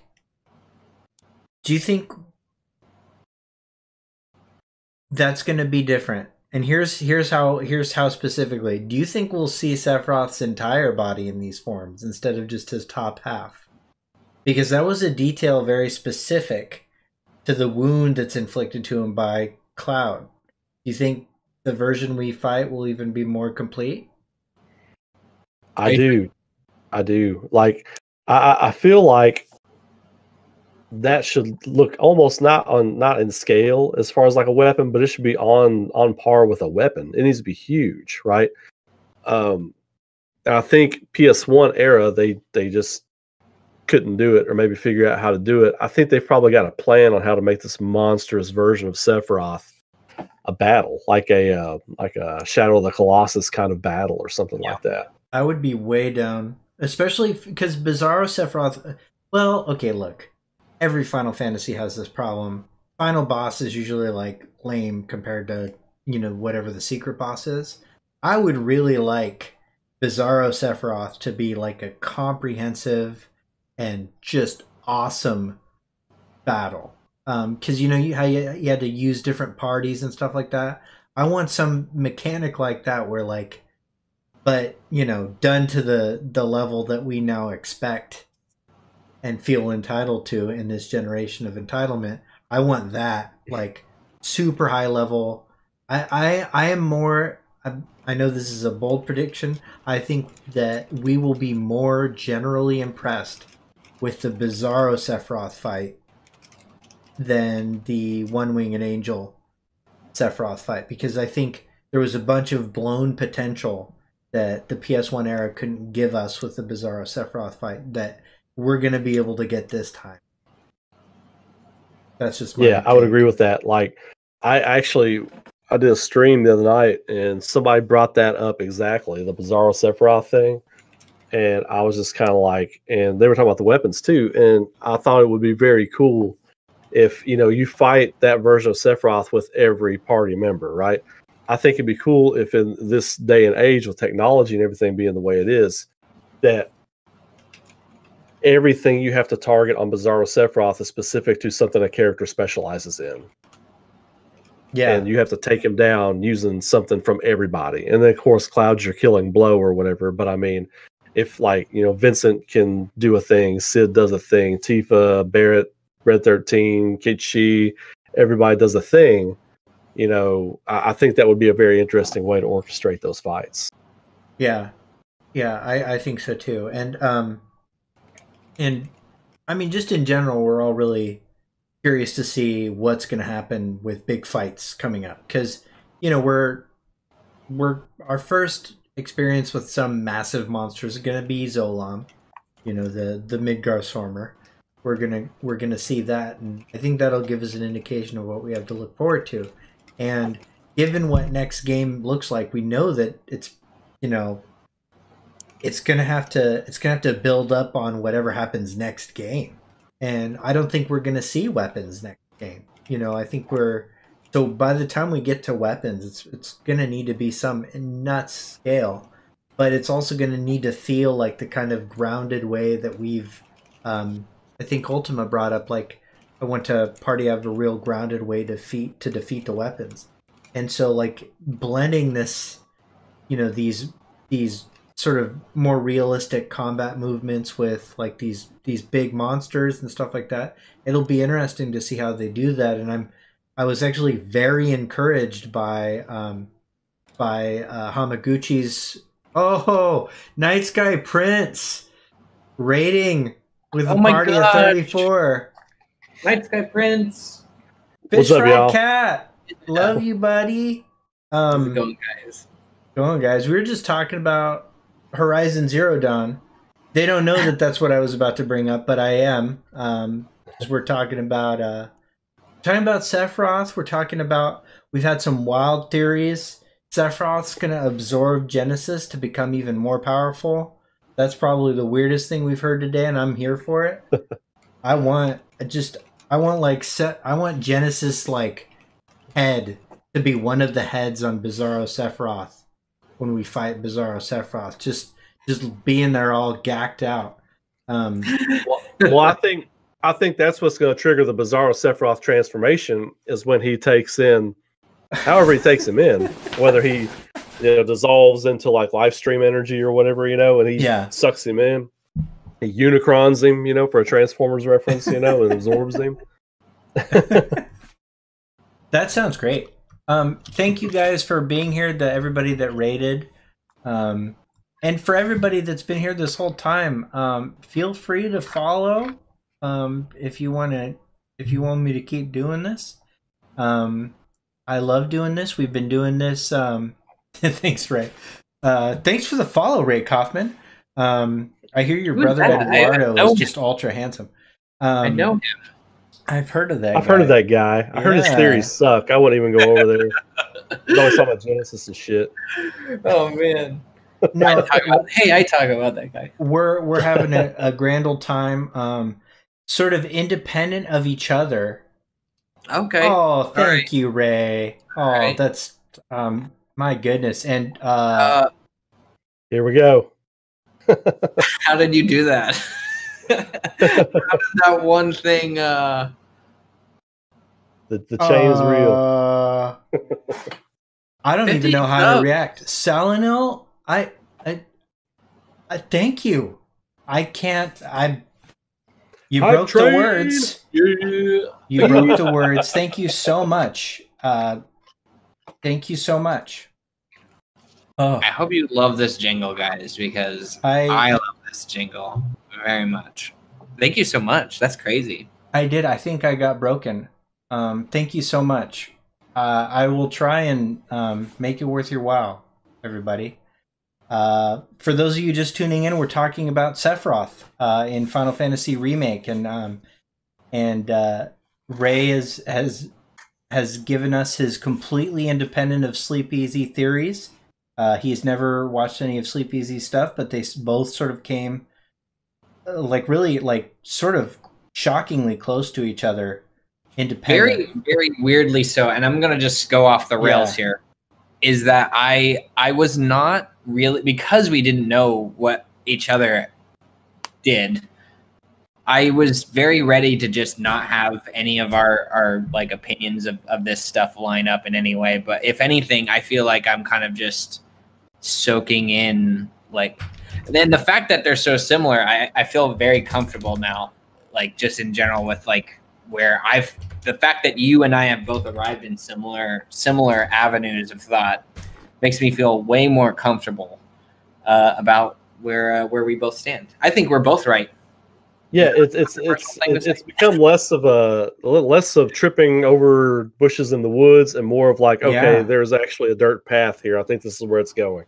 Yeah, for sure. Exactly. Yeah, I'm surprised we haven't done this sooner. I regret everything of not talking, because again, for those who are just entering, me and Ray have talked before, and we were like, yeah, we both kind of like don't watch other people's stuff because we don't want to like step on like what we're thinking at the time. We don't want to like interrupt like the thought process or borrow something or see something that like influences like where we're sort of going independently. And Clark brought up the fact that kindness and friendship is the strongest of all of the Final Fantasy VII messages during the stream. And I'm starting to agree with him, which is sort of the point of these streams to begin with, which is kind of great. Yeah, it is. It is. And I think too that it is really interesting that two artists came to the same sort of place. And I think there's something really, really valuable to that. And I think that sometimes we have a tendency to put these narrow constraints on storytelling. But it's important to incorporate other types of storytelling and how stories unfold. And I think in the West in particular, we're really used to these kind of stories that are structured based on this formula of how events are supposed to play out. But if you've got a story told by artists, like visual artists, that needs to be factored in too. And you guys are both incredibly talented artists. And I do want to take this opportunity to shout out your art skills. So if you guys haven't yet, please check out both Ray Coffman's, his Twitter will link you to everything. And when I post the VOD for this, it will have everybody's Twitter, YouTube, and Patreon. See his art. He's an incredible artist. And then sleepezi, which a lot of people didn't know about, they just thought he was the Final Fantasy VII theory guy. He is an unbelievable artist. He recently did a piece for me, which I use as my profile pic. I love it. It's me with a nail bat. He's done a lot of commissioned artwork, and he's an incredible animator. And so I don't think it's a coincidence that these two visual people were able to connect with a visual storyteller like Nomura and meet at this place. So that's an interesting point. You guys can go on. I was about to get into that whole Nomura thing. Is that one of the things that is so prevalent in all of his work? And Nomura kind of makes it easy. I'll be honest. Is Nomura kind of has a lot of similar topics that he wants to explore. There's a lot of directors in movies that also like to retread ground that they've already covered. They want to get this one thought out in the right way. So they're like repeating elements of storytelling methods or characters or things that are similar, right? And it's like the same concept of like, I think Axel and like Reno are supposed to pretty much just be the same character. And there's also a lot of, like I mentioned, Genesis with his glowing blue eye and Dirge of Cerberus. That concept is even in Final Fantasy 13 Versus. Right. It's the same thing. It's just red. And then you have Yozora in Kingdom Hearts is like, it's like none of the work is separated. It's all the same thing. And I think because of that visual element of storytelling, a lot of those things carry over. So I think what makes me more certain is because of this natural want to like revisit old topics with like in other work, he also had a huge hand in the compilation too. So like a lot of he had more of a hand in the compilation than even Nojima, if you really think about it. Yeah.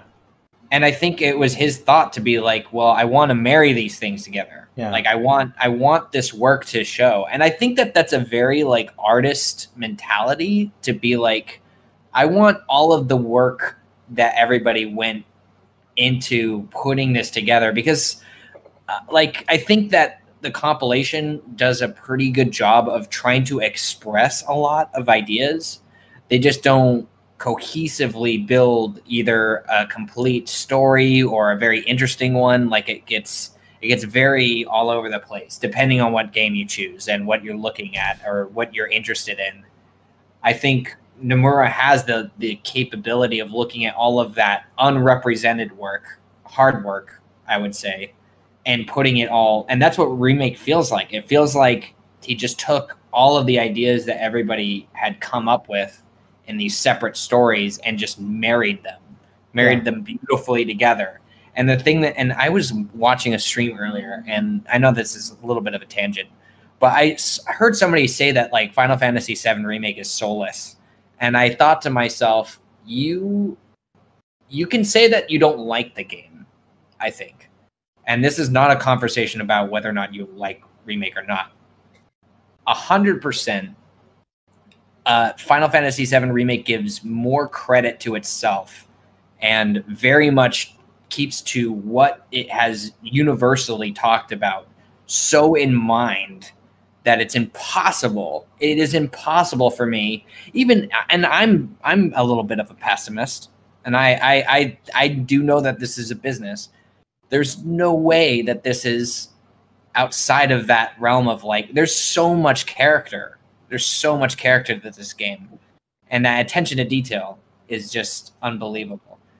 It's just it's so true to like itself. It's more Final Fantasy VII than just Final Fantasy VII because it's all of Final Fantasy VII.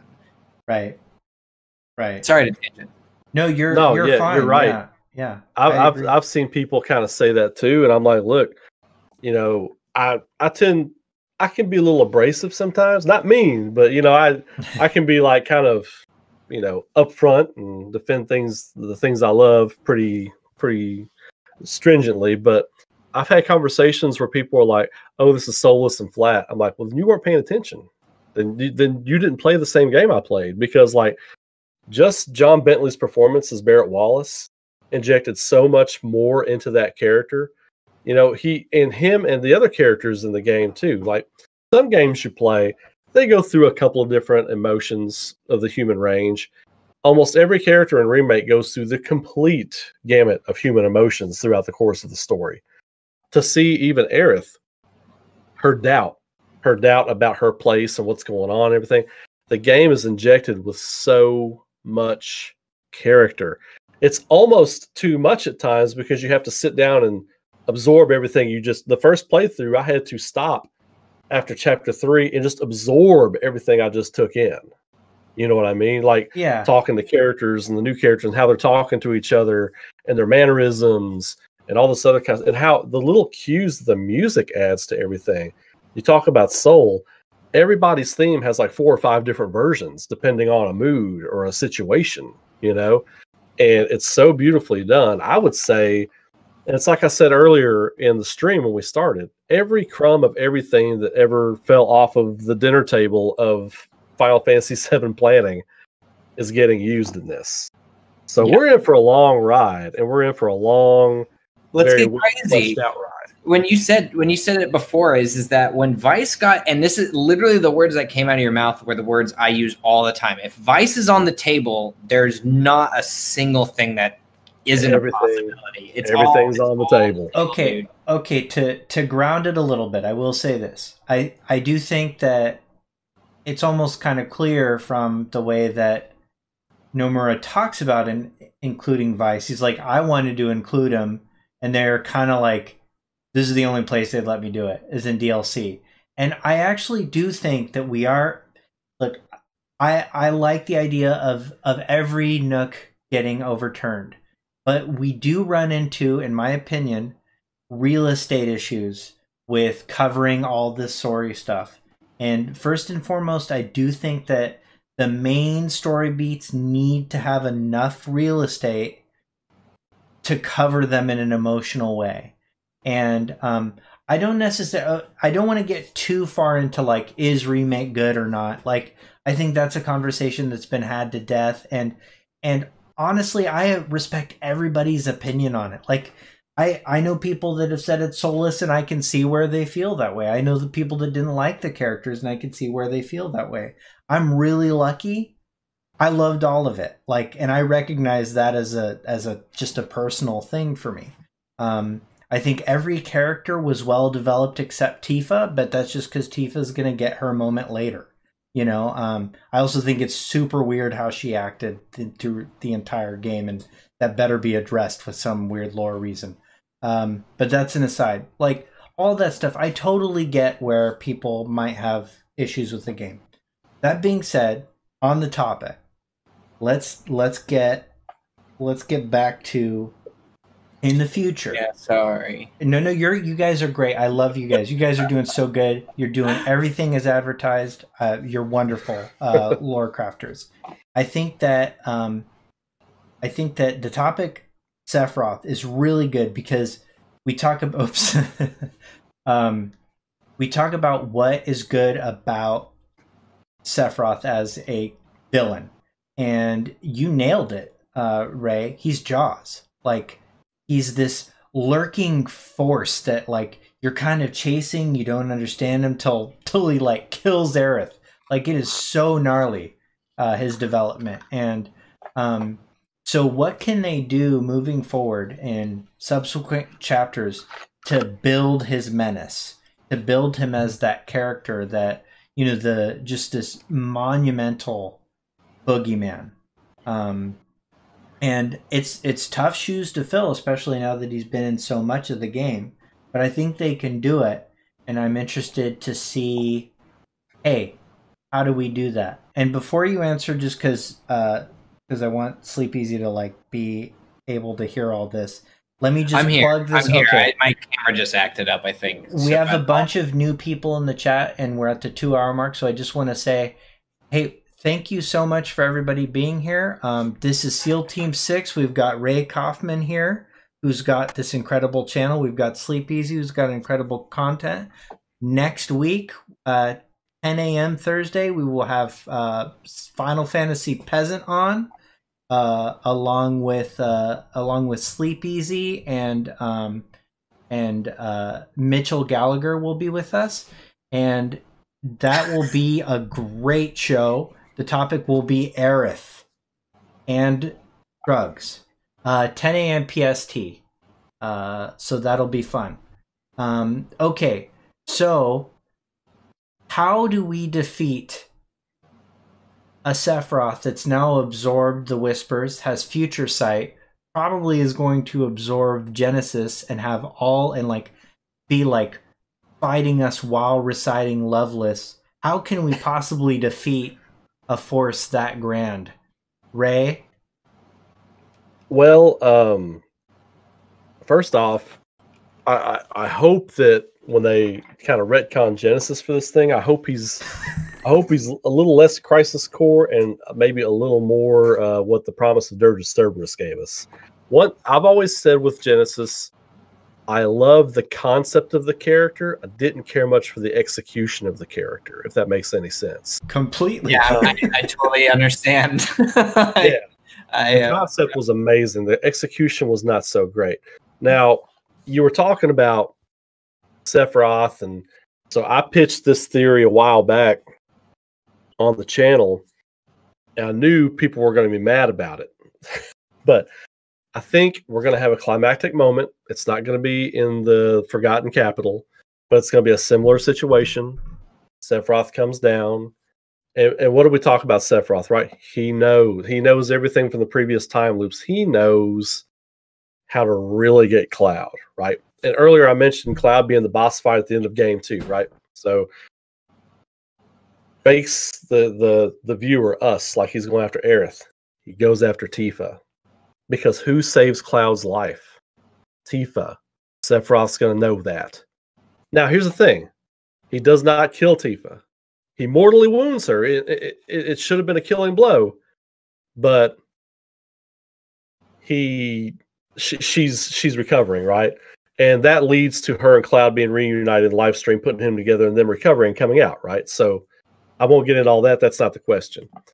So dealing with Sephiroth, beating this omnipotent version of Sephiroth is going to have to do with a sacrifice from Aerith, a sacrifice from Zack, and a Genesis becoming the hero he always wanted to be before he is dissipated back into the live stream. That's why Minerva doesn't want him to come into the live stream, because he is the sentinel of the planet now. I think him short-circuiting the fused Sephiroth and him is going to have something to do with the party being able to take down this godly form of Sephiroth. Aerith and Zack working from beyond in the live stream, which is a whole other series of theories I won't get into right now. But it's going to take... What was that? Oh, nothing. I was agreeing with you. It's going to take the characters who are on the other side being dead, Aerith making a sacrifice, and the party physically taking care of business on this plane. I think that's how they're going to beat Sephiroth. And this is the final confrontation. Like, once they beat Sephiroth this time, he is a memory. Like, they beat him, they wipe him and Jenova out of existence. Whatever has to happen happens. Like, Aerith closes the gate on the other side of the live stream. Like, they, to use a Ghostbusters term, they cross the streams and shut the gate, you know? Yeah. They finally purify the planet. They heal the planet of its cancer, which is Jenova. And I think Cloud will have to make the ultimate sacrifice, because we know that Cloud he has the pure samples of Jenova's DNA in his body, her cells. So as long as he's around, Sephiroth can manifest, because those cells still exist. As long as cells still exist in the world, Sephiroth, he's like Cell from Dragon Ball Z, right? Like, as long as one cell is left of his body, he can still come back. Sure. So Cloud is going to be the last representation of that. It's going to be like a bittersweet farewell, almost like Titus at the end of Final Fantasy X, how we had to lose him, you know? I think it'll be a similar situation with Cloud Strife. Like, you know, kind of leaning on his sword at the end, like, you know, he's got to bash Sephiroth back into the live stream. He sacrifices himself. He knows he's got to go to, you know, some situation like that. But I think it's going to take every character that dies, that's still alive, or what have you, to pull him in from the other side and to beat him in from the physical side. That's how I feel like that's going to go down. Huh. What about you, Clark? Because I would prefer to I know what I'm going to say, but I'm more curious to see what you think as far as that's concerned. I think that fundamentally what Aerith is getting at involves the connection between Cloud and Sephiroth. That ultimately her sacrifice, everything has been more about that than that we're getting led to believe that the connection between Cloud and Sephiroth will necessarily mean that Cloud has to, Spike Spiegel himself out of existence, like that Cloud will have to make the ultimate sacrifice, the hero sacrifice.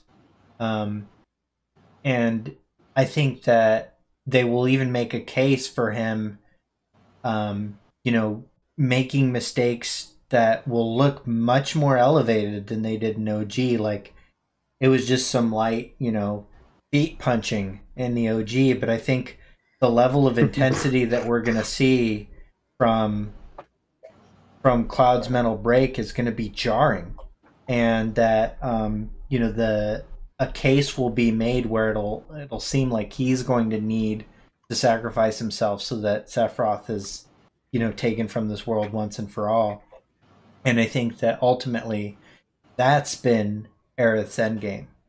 And it'll have something to do with sacrifice, because it is not in her. It's not in anything about anything that has ever been developed about Aerith's character that this is a self-serving set of actions that she's doing when she's going against fate, when she's going against the planet, because she too is going rogue. It's not just Sephiroth. She's working against Sephiroth. It's not so that she gets to live happily ever after with Zack. It's not for any of that stuff. That is not in her character. Much more in her character is to give humanity a chance to be shepherds of the planet. Because why Aerith needs to die is a lot more. It's a lot more than just that she's, that's what happened.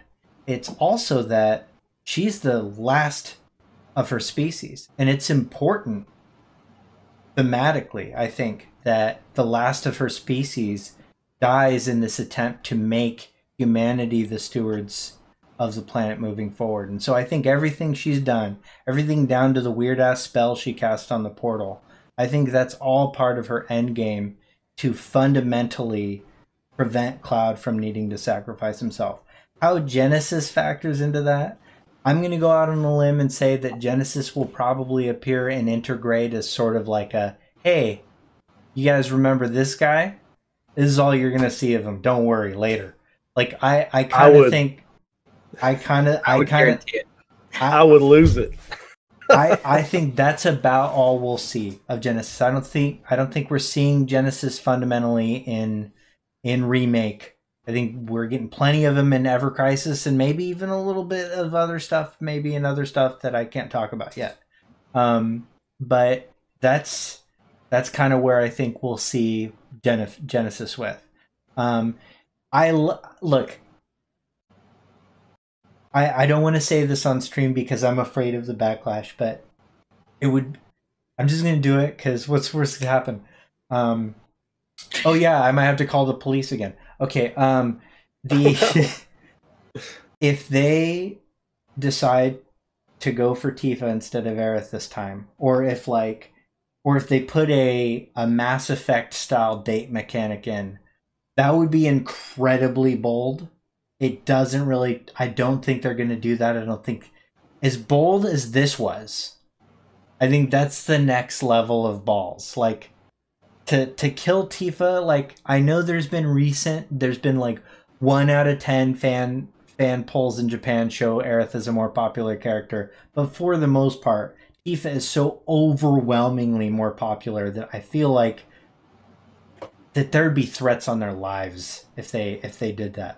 But it makes sense from a lore perspective for an informed Sephiroth, somebody that's been through the future a couple of times, to go for Tifa instead. Because it, like you said, Ray, it was ultimately Tifa that pulled Cloud out of the life stream and made Cloud into his whole self. Which Sephiroth has now become. Sephiroth's his whole self. If Cloud, as his whole self, poses a threat to Sephiroth, it makes more sense for Sephiroth to kill Tifa than Aerith. I don't think they're going to do that, but man, that'd be some crazy shit if they did. But let me, if I can interject real quick. You can, please. The whole reason I think that they're going to go after Tifa is because of some visual foreshadowing they did throughout the game in Remake. And it hit me after the first time playing it. I was like, oh my God, they're going to go after Tifa this time. Because Square Enix wants to surprise you They will take Aerith off the board. She will die. Tifa won't die, I don't think. I think they're gonna head fake you and make you think she's going to die. She's gonna be a wheelchair the last half of the game. Well, no, you'll get her back, but like somehow she'll be on the high wind, like recovering, or like when Shinra takes them out of the crater and she'll be recovering. Somehow she'll wind up in Mideel where Cloud is when they find Cloud, and they both go into the live stream during the weapon attack, and the live stream erupts. And that's when they have the whole putting Cloud back together thing on a spiritual level. Now, with the whole foreshadowing with Tifa, how many times in that game did we see the slow motion shot of them grabbing each other's hand and saving the other person? That's what happens. That's basically a representation of the live stream scene. That's a representation of the end of the game, where she grabs Cloud and pulls him in from the northern crater at the end of the game. So they foreshadow that she saves Cloud, and they kind of save each other the whole game. Like mentally, subconsciously, they're conditioning you to be like, these two save each other the whole time.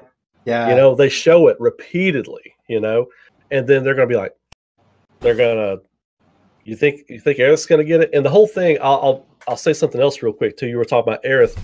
My take on Aerith for the most of the game was that she knew what needed to happen. She was running from it. Like, she didn't want to deal with it, right? She doesn't want to deal with it. So she's running until the end of the game, because her theme at the end of the game on the highway there changes. It's got more brass in it. It's more heroic. It's more kind of like, it's her character path. Like, she's decided not so much that she's going to try to change fate, but she's going to continue on with this fate where she knows she dies. And the whole metaphor of the steel sky represents her knowing that's safe, right? She knows what's going to happen. Once they beat the Whispers, she's like, I miss it, the steel sky, or whatever the translation is there. I miss that comfort zone. Yeah, I don't know what's going to happen now. And they're like, what? Tifa's like, what lies beyond? She goes, freedom, terrifying freedom. She doesn't know now, but she can't tell them that she doesn't know. Yeah. And the whole thing with Sephiroth thinking the Cloud's going to help him, I think that's when Aerith looks him in the eye and says, you're wrong. I think that's what she's talking about, Sephiroth. And he kind of grins and walks off. He's like, we'll see, bitch. You know, it's like that's Sephiroth's take.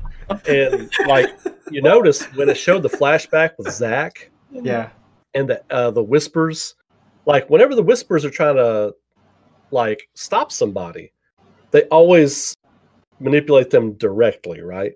Mm-hmm. So a lot of people have challenged. Well, I don't want to say challenged me because I don't know what's going to happen. This is all theories, but they kind of argue with me that like, no, the Whispers were there to make sure Zack dies eventually. I was like, no, they're messing directly with the Shinra soldiers. Why?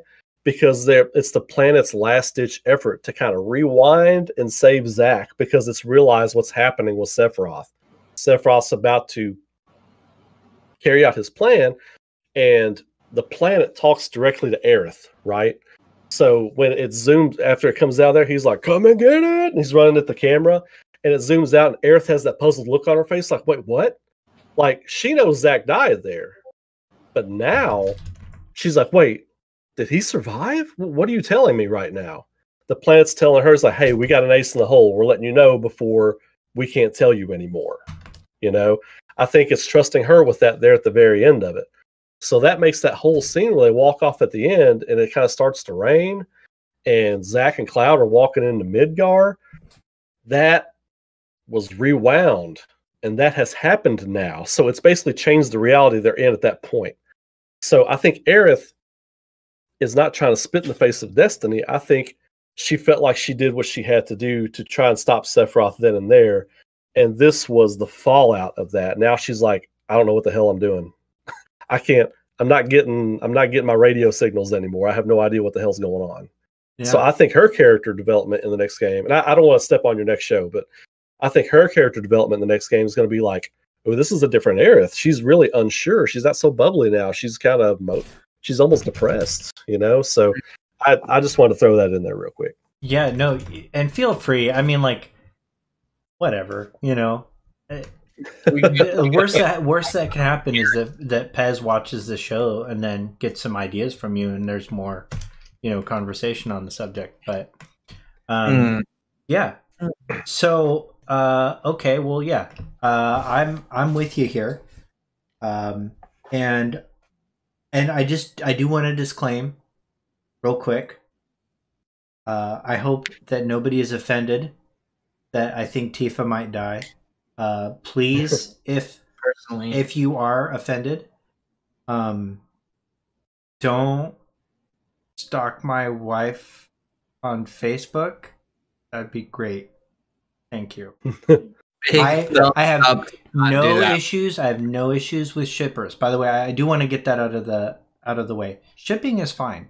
And enjoy this thing however you want. Like, I don't do the shipping thing that much because it's just not how I enjoy this thing. But if that's how you do it, of course, that's a fine thing to do. Feel free. Don't be a dick about it. That's, I guess, all I have to say.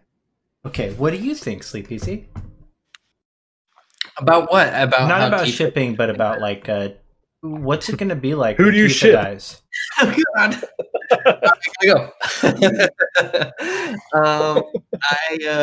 I think that I definitely see this idea of you don't realize that it's important until it's gone is a serious mentality of that I'm kind of carrying over from your guys' discussion about it. Is that I think Tifa, where Aerith gets most of the credit. I see. Okay, so the way that I've always seen these two characters is that Aerith is the first part of the story focus of attention, not in terms of a relationship or anything like that. If that's how you choose to interpret it, it's totally fine with me. But the idea there is that Aerith is the focal point of the story at the beginning, and because of that, Tifa doesn't really get front and center stage. I think she's handled well enough in this first part. But that being said, with this awareness of the story, the reason why Tifa becomes such an important and integral part of Cloud and his journey is because she ties the whole fucking knot back together. Cloud is completely unable to do that by himself. And Tifa's the literal piece of the puzzle, the way that Sephiroth sees Cloud in terms of the key to survival. It's they need each other. At that moment, that's what needs to happen. I think the game makes a very clear statement that this way of relying on each other is sort of something that is signaling maybe some bad worse events to come. I think a lot of the characters lean very heavily on each other at the beginning of the game, and I think that's actually restricting the growth of the characters of their own self-realization. Mm-hmm. And I think the game is making that connection through what Sephiroth says to Cloud at the beginning, which is that Sephiroth wants Cloud to hold on to hatred, and Barrett says the same thing to Tifa after Platefall. It's use that hatred to use that as a weapon against your enemies. And it's well, that's not very good advice because that's what the villain is saying. And the game is making that pretty clear to me. So when it comes down to these characters actually growing as a person, and we can implement that mentality with the game, is to say the reason why Cloud can't really defeat Sephiroth at the end of the game is because he's not the Cloud that he needs to be to have that scene yet. This is a young version of Cloud having not gone through Final Fantasy VII, confronting Sephiroth, who is endgame Sephiroth. And because he hasn't grown up, he doesn't know what's going on, or hasn't come to his own self-realizations. So he doesn't have the experience. He hasn't grown up. So he disarms Cloud and he wins. So the idea there is that if Sephiroth really wanted to fuck with that the base of what Cloud is, first you kill his mom, which he just went ahead and told him that he did, which is definitely new. And then you would get rid of Tifa, I guess. I don't know how much of that I would see happening unless they were really like, and again, this goes back to the Vice comment, is that I really think that there's like anything can be pulled here punch-wise, and have it not be too surprising. So while I don't find it completely likely, I don't know what that would do to Cloud, but I think that would be an interesting avenue to explore it. I'm saying that I'm not sure, but I think it would be an interesting idea. My own counterpoint to this is that it's almost as if Sephiroth needs Cloud to be complete. Like it's almost like he wants Cloud to get to a point where he's almost as strong as him. And the only reason I say that is because of the deflected Omni Slash. And he says, not yet. You know, and then there's this whole 7 seconds to the end, what will you do with it? Like, he wants Cloud to make a choice, and it's almost as if he wants him to be informed and powerful. You know, there's this sense of that. So I almost feel like Sephiroth will let Cloud develop the way that he's supposed to, and that includes Tifa's salvation of him, you know, in the live stream where he gets more information about himself and who he really is. So that's my only kind of major counterpart. And I do think that they are a little bit with it. Like, I do think that there is this line they know they can't cross, and I think that's very near it. And again, Vice is showing up in DLC where he belongs, not in the actual plot of part 2. Like, can you imagine though? Like, really, if people didn't get intergrade and then they just wait for part 2 after part 1, and then like all these deep ground characters start popping up in like the main plot, I think it's a bigger sort of push for them to go main series. Let's put Vice and Genesis in. To me, it seems like the best place for that stuff is exactly where it's showing up here. DLC. This is Final Mix territory, you know? Mm-hmm. That's my take. But who knows? I like Final Mix. Yeah, I know. Final Mix Kingdom Hearts 2 is great. I think it's a fantastic addition to a game that already did very well. I actually argue it's better. To shoot myself in the foot. I love Final Mix. But no, it's amazing. Kingdom Hearts 2 Final Mix. We'll talk about this with BioRoxas. I think he'll be pleased. Oh, by the way, guys that have joined later, I did mention that that next week we're getting Final Fantasy Peasant. The week after that, we have BioRoxas on of Kingdom Hearts fame. And then the week after that, I've got a couple of different people that are courting me.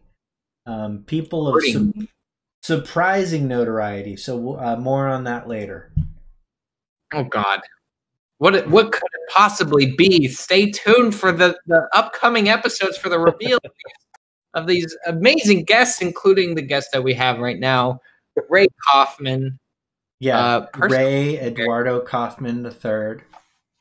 I'll say, can I just, again, I'm going to speak just about this random thought that I had, is that I've seen Ray, and this is a little bit outside of the realm of Final Fantasy VII, but I know that like you're a big fan of like Resident Evil and a lot of things. You're an artist. And I remember specifically having this thought after we had spoken about like, okay, well, we'll figure something out. But like right now we're kind of both doing our own thing. You're going into your own theories, and we don't necessarily want to watch each other's content. And then I remember you doing like a Resident Evil stream, like right after that conversation. And I was like, this sucks, because it seems like even though like I don't want to step on like my toes or your toes or anything like that, it's like I think that this guy is like way too similar. Like the interests are too similar not to talk. So I am very glad, and I'm taking the opportunity to say well, now. we seem to be very like-minded. Yeah, so, and I kind of figured that, like in some kind of like metaphysical way, that we were kind of like-minded. Just the way my community talks about your content Mm-hmm. and just like the little brief interactions we've had with each other, like the first thing was like, I was like, no disrespect or whatever it was I said. I was like, but I can't watch your content because I don't want that to interfere with kind of my own theory path. And you were like, same. I was like, this dude gets it. This guy knows. Okay, which one of you is Terrier Stamp and which one of you is Beagle Stamp? Because you're both Stamp, obviously. I don't know what dog do you like. Sleepeasy's Beagle. Sleepeasy's Beagle, I can tell.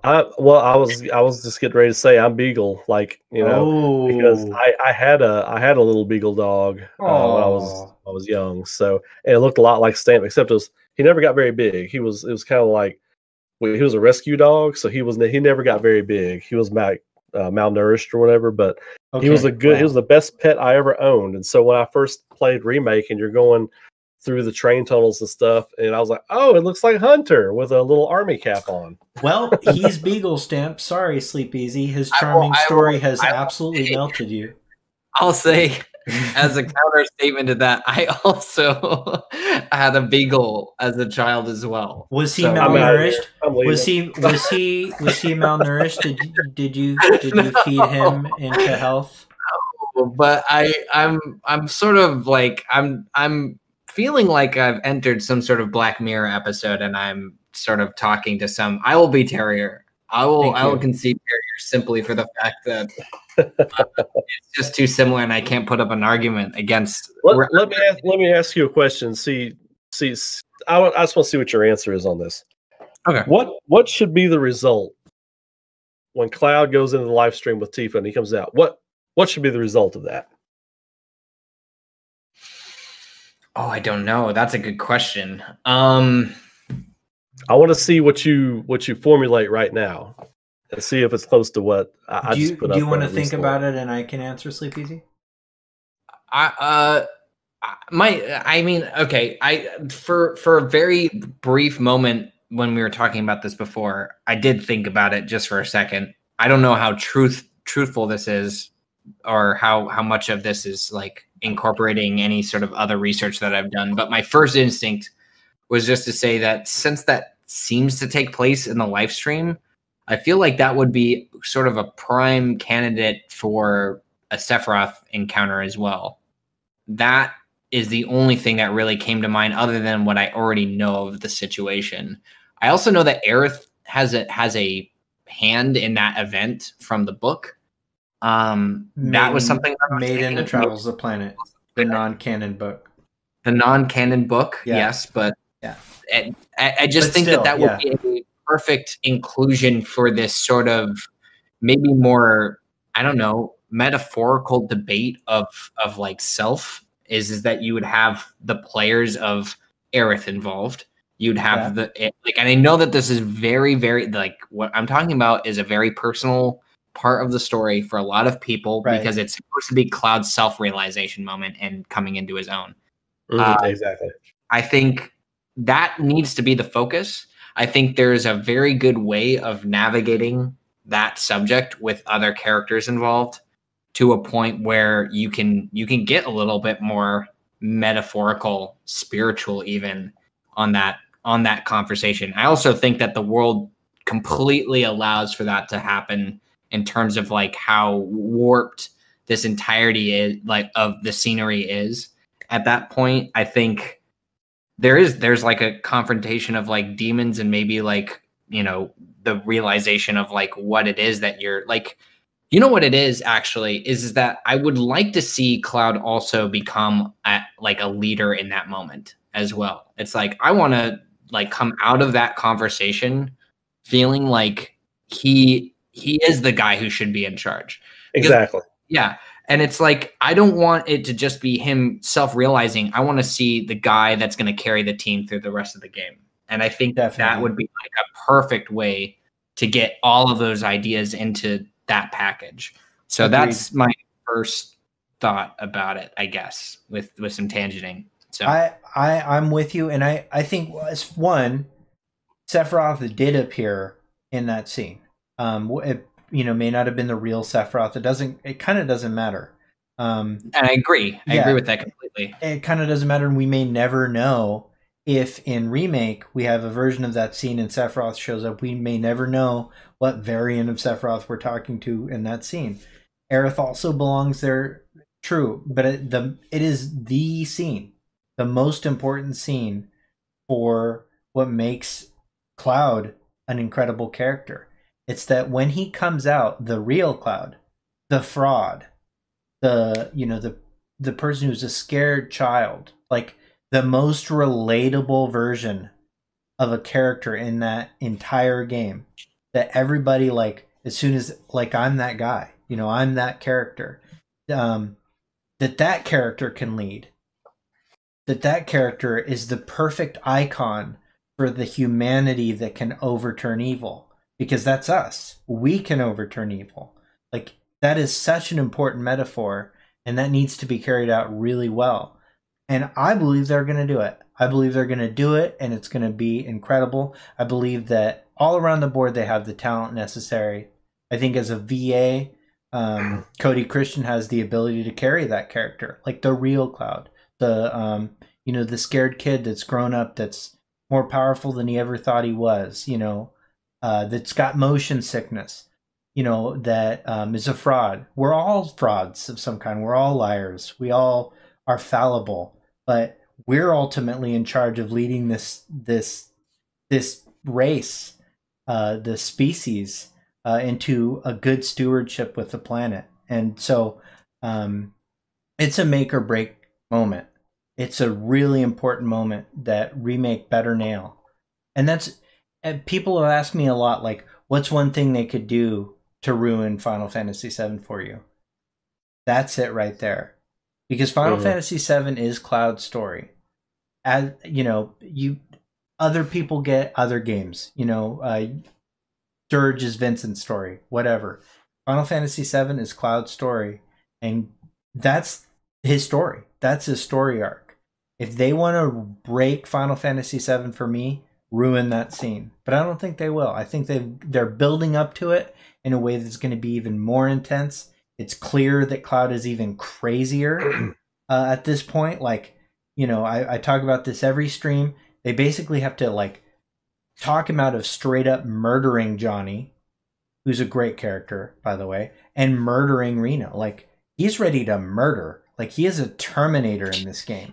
And so I don't think that they're going to pull back at all when he goes full Jenova on Aerith. He's going to be super dangerous. And the difference when he comes out of the live stream better be so apparent to the people that know him. Like, this is the real Cloud, that they no longer feel threatened by him. They feel like, not only did this guy this guy is so transformed that I'm okay with the fact that this guy just tried to murder us, gave the black materia that is now causing our doom to Sephiroth. I'm so convinced by his change of character that he's the real him, and we should follow him into the deep abyss. So, yeah, that's the most important scene, and the reason I asked that, your opinion on that, is because that is the most important scene of Final Fantasy VII. Like, see Cloud at his lowest point, and I think what they're really going to amp up in Remake is when we do have that downfall of Cloud, we're going to lose him for a while. You're going to feel that loss in the party, kind of like you feel the loss of your healer in OG when Aerith dies. You're going to feel that because it's going to be so traumatic. Like, especially if Cloud's like the last boss fight of game number 2, and he's just going ham on your party, and he's he is gone. You know what I mean? And then you lose him, and when you get him back in the live stream, I want that to be like an hour where you're going through and putting yourself back. I want that to take your time, absorb, and when he comes out of the live stream, it can be the whole third game if you want. Yeah, that would be fine. When he comes out of the live stream, and he is obviously different. He needs to be the quiet guy again, but he needs like a new move set. He needs to feel new. He needs to feel amazing. Completely new, because he's using Zach's stuff. You know what I mean? Yeah. That's so crazy. I didn't even think about like the animation of all of it and like just giving him that like level. I think that this is what this conversation about like this hesitation from the group of like what is good, what is bad. And like some people have sort of arrived at their own sort of understanding of what that is. Whether or not that, I think the game is making it clear though that there's some other choice that the party has to make or come to the conclusion of finding. And I think if there is that kind of decision that needs to be reached, it needs to be like 100% without a doubt, like with all conviction, like Cloud's decision.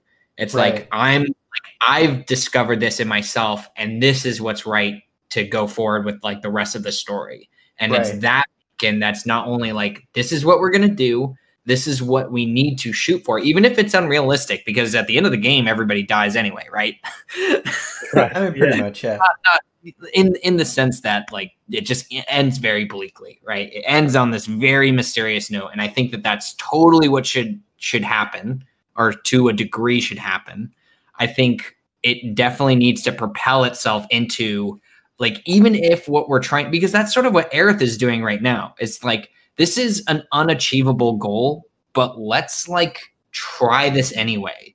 Like, let's just throw all of the chips on the table and actually like risk everything to accomplish what we're doing. And so Cloud needs to do the same thing. He needs that same conviction, because right now, nobody really knows what's going on other than Aerith. And she might not know what she even did just now because of like the way that she's so hesitant about even like Tifa's asking her what's going on, and she's like, I have no idea. And it's like, that's a very bad thing right now, is that we kind of just blindly let this girl that we just met like tear her open like Destiny and rip it a new one, and now we're just stuck in this. So it needs to be with absolute conviction. This next part needs to be of that evolution of Cloud's character. It's just like, where are we going? Because also like Sid isn't necessarily like the most, he's charismatic, but he's also kind of like, I don't think he's the guy who's going to have that answer right away. You know what I mean? It should be somebody who's attached to the live stream, attached to these big parties, sort of in the middle of the two, finding the right answer, which is exactly what the story is about. Is about the black and white, right? But it's not like that. There is the gray in the middle. And that's sort of exactly where Cloud sits. Is that he is both a defender of the planet, but he's also attached to the main villain of the story. So, yeah, it's the whole yin yang thing, you know, a little bit of good and the greater evil, and the greater evil has a little bit of good. You know, it's one of those things. It's a moral thing that's hard to navigate, because Sephiroth was actually a great dude at one time. Right. That's what people forget. We're talking, you know, we're talking about Sephiroth. He was a great dude. Like, all Sephiroth stuff in Crisis Core before he goes to Crazy Town is like excellent. It's uncomfortably nice. He's like uncomfortably like, he's all like letting Zack go out on dates and stuff like that to the person he's gonna kill later. Yeah, he's like the let's see, he's Kanbei from he's Kanbei Shimada from Seven Samurai. Yeah. You know, he's like this, he's powerful swordsman who's always in control. He's always got the plan, so nothing really takes him by surprise. And he's got his two close friends, and he's got these other people. Even when he's talking to Zack after Genesis and Angeal have left and they've went renegade or whatever, and he's talking to Zack, he's like, you know, he sends him on that mission back to, you know, Midgar for Aerith. And he's like, yeah, I know what you're doing, but just be back by, you know.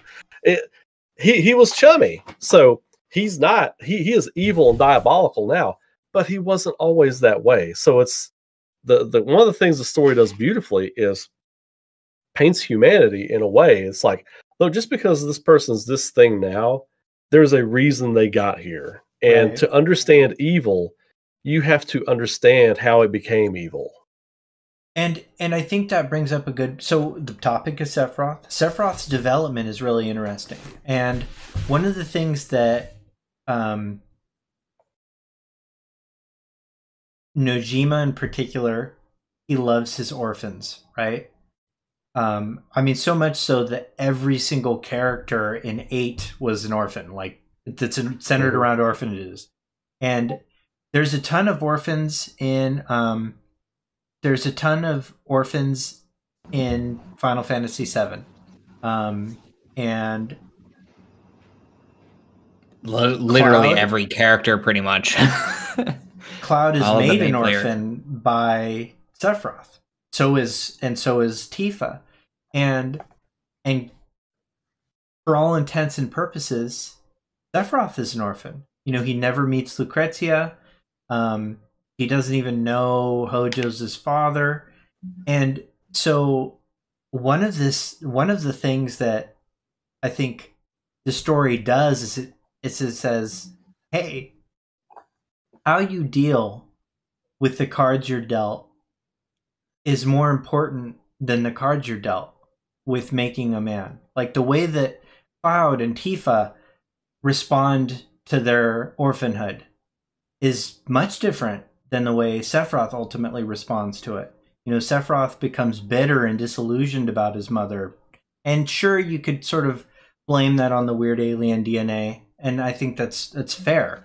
And it's something we all deal with, that part. Yeah, it adds to the tragedy. Red 13 is an orphan. Like, we don't know if Sid's an orphan.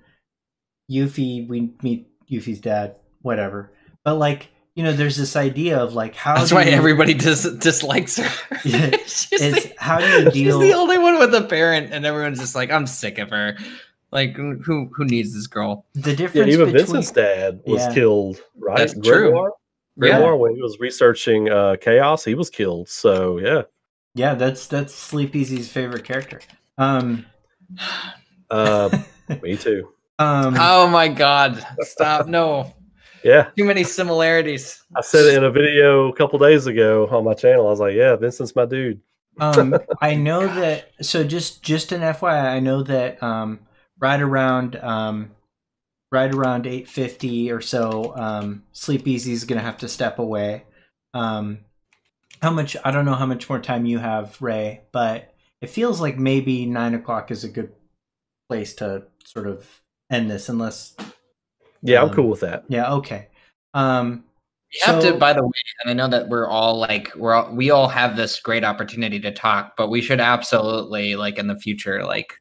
Oh yeah, I'm gonna run out of people to talk to, so you're just gonna have to come back, because there's literally a dozen of us tops, like, and I don't think I'm getting Max Dude on here anytime. So, you know, right? I think that'd be a 4-hour show.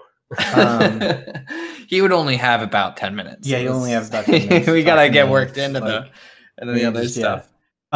So once again, extremely grateful for your time, and I definitely want to have you on here again.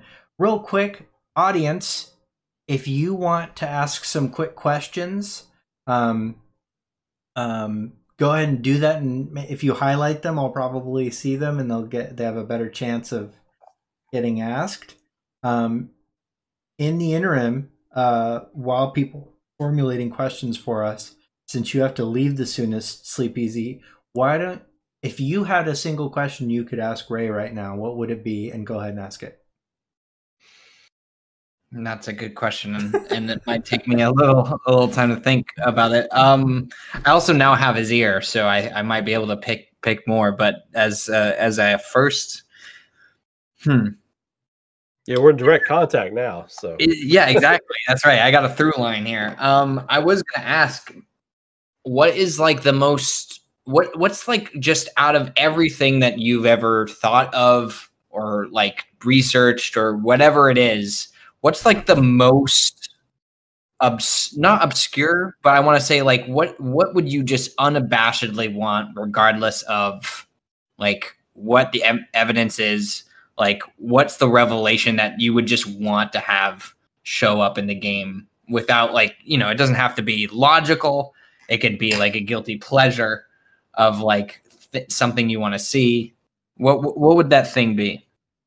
This is easy. That Vincent Valentine's connection to Chaos has something to do with destroying Sephiroth at the end of the game. So you're a DOC fan. Am I aware? Again, it's a concept versus execution thing. I love playing through Dirge of Cerberus. The gameplay is a little bit wonky for me, but getting through that, the story, Dirge of Cerberus gives you so much lore. And if you finish that game, you can put together a lot of where the compilations go or the remake's going. Mm-hmm. Like, honestly, you know, like there are, you know, changes with the writer or whatever, you know, but just the stuff it gives you with just the other kind of gods that exist in that world, you know, between like Omega and Chaos, and you got Minerva from Crisis Core. There's a lot going on. And I feel like Nojima and the crew and everybody that were sitting around doing like brainstorming sessions when they were writing the compilation, I feel like they were sitting on it for 5 years. And you know how it is when you're trying to get to a project, 1, 2, 3 years goes by, and then when you're finally ready to sit down and do the project, you're like, man, we're just gonna kill it. You know what I mean? They had all these great ideas at that point. And I feel like Dirge of Cerberus and Crisis Core was not executed to the extent they wanted to execute it, but I feel like their ideas came through. Do you see what I'm saying? Mm-hmm. I totally agree. No, totally, like everything that you're saying literally is my opinion about it. They're creating like a whole universe. Like they're creating like a whole Marvel universe verbatim, just around Final Fantasy VII. I'm gonna send you the script that I just wrote, and you can just read what you just said back to me, and we can just go into that Final Fantasy VII loop that we can now create of just events. The whole Dirge of Cerberus thing that you just said, I think is just a lack of. I think in general with the compilation has it's not about the ideas. The ideas could work very well on their own. It's just about, how do I put this? And this is just, I guess I'll just talk about it because you just brought it up. Is I say that like Remake is like the fully developed idea of like what all of this was supposed to mean, whereas like the compilation was like developing it even until the point of its end, where it's like it was just trying to get it out and trying to figure out exactly what it needed to say, and then right around Crisis Core Dirge of Cerberus, they kind of figured out what they wanted to say, but like time had run out. Now it's like too much to put on the pressure of resolving everything with like Crisis Core, and too much to resolve. Like, I think that's ultimately what happened to Genesis is that there was no room for that character to be a character. The character had to be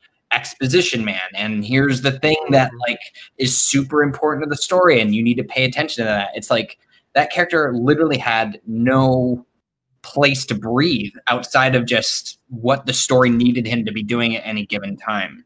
And I think Remake has the beauty, like you said, like this retrospective that it has on itself, where it's like, I know what I was trying to do then. Let me take all of it and actually make it as good as it was supposed to be that one time. And that's why you have like Ever Crisis, for instance. It's like, here's all of that back to like everybody that needs to know like what's going on here. It's been there. It just hasn't been executed perfectly. Right. And an opportunity to recontextualize it all is really good. Chaos and proto-materia, yes. Sorry. Definitely. I hate to cut you off, but we do have some really good fan questions. Yeah. And I know you have to leave in like 3 minutes. So I'm going to start. Well, first, Hearts, I love you. And I'm just going to ask this question. Who is your favorite character and why is it Zach Fair? Yes. Okay. Well, it's Zach Fair because he Scooby-Dooed his face and it was Vincent Valentine underneath. So that's why. Valentine. I do love Zach. I'd say Zach's in my 5. Zach's definitely in my 5. Zach's in my 20. I think he makes a really good game pretty great in terms of Crisis Core. So I think on that basis alone, I hold him as a higher regard than maybe I would if it was just like, I see his function and I like the character, but like because of his use in Crisis Core, I think I like him a little bit more. I like the use. Yeah, he did all the heavy lifting in Crisis Core. He was the most likable part about that, other than Minerva by a mile. And he feels like he doesn't fit in because he's the hero that is really truly just a hero. He is a heroic guy. He is a heroic guy who's willing to do what needs to be done for the greater good, to help people that can't help themselves. He's not mentally broken like Cloud. He's not like a homicidal maniac wanting to be a good guy like Genesis. He's not what Sephiroth. He's just a good dude. Like he's like Obi-Wan to his Qui-Gon Jinn, which was Angeal, you know? Next question. Okay, sorry, yeah. Sorry, okay. No, it's okay. Real quick. Ultima has been trying to ask this question the entire time, and I feel bad because Ultima's great. Please talk about Tifa's lack of response to Sephiroth and why she didn't properly respond to her dad's murderer. Like, okay, right? So we know that Sephiroth is apparently visible to the entire party. Either halfway through the reactor scene or the Jenova tank scene, which according to Ultimania they don't see him, but we know for sure, or positive, that Tifa sees him at the edge of the highway. And why didn't she like just start chimping out over like her dad's murderer? So what's your? Do you think it's because of a retcon or what? No, I don't think it's a retcon because the game gives us the scene. You know what I mean? Right, the sword and everything. Yeah. So two things before I get to the technical aspect of it. Two possible theories, right? One theory is I've got this out there theory that as you're going through the game, right? The timeline is constantly changing as you're going through the game. At the beginning of the game, the Wutai War is over. Midway through the game, people want to act like the Wutai War is still going on. You get to the Shinra building, Cloud has a line where he says, well, it's just a ceasefire. Like, that's just the war on pause. Like, the stage of the Wutai War changes as you go throughout the game. So it kind of implies that time is changing as you're playing the game in the background. Interesting. So you could say that did happen and now it hasn't happened and Tifa's dad's out there somewhere. I don't buy that. I don't think that's true. That's one possible theory. Another possible theory is she's shocked. Like she's worried about Cloud. She's more worried about Cloud than she is about going after Sephiroth's throat, right?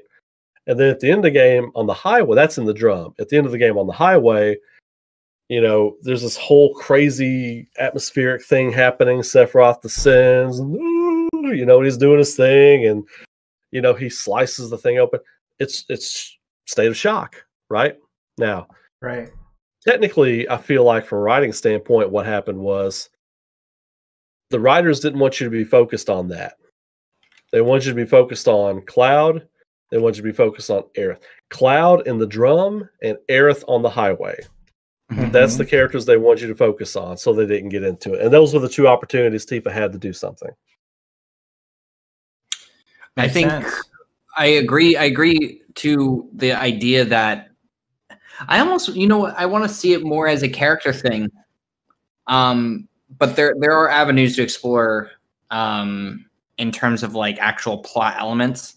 I think in general, Tifa is a very like reserved person, and I think she really comes out when like she just can't take it anymore. Like she keeps fucking everything bottled up.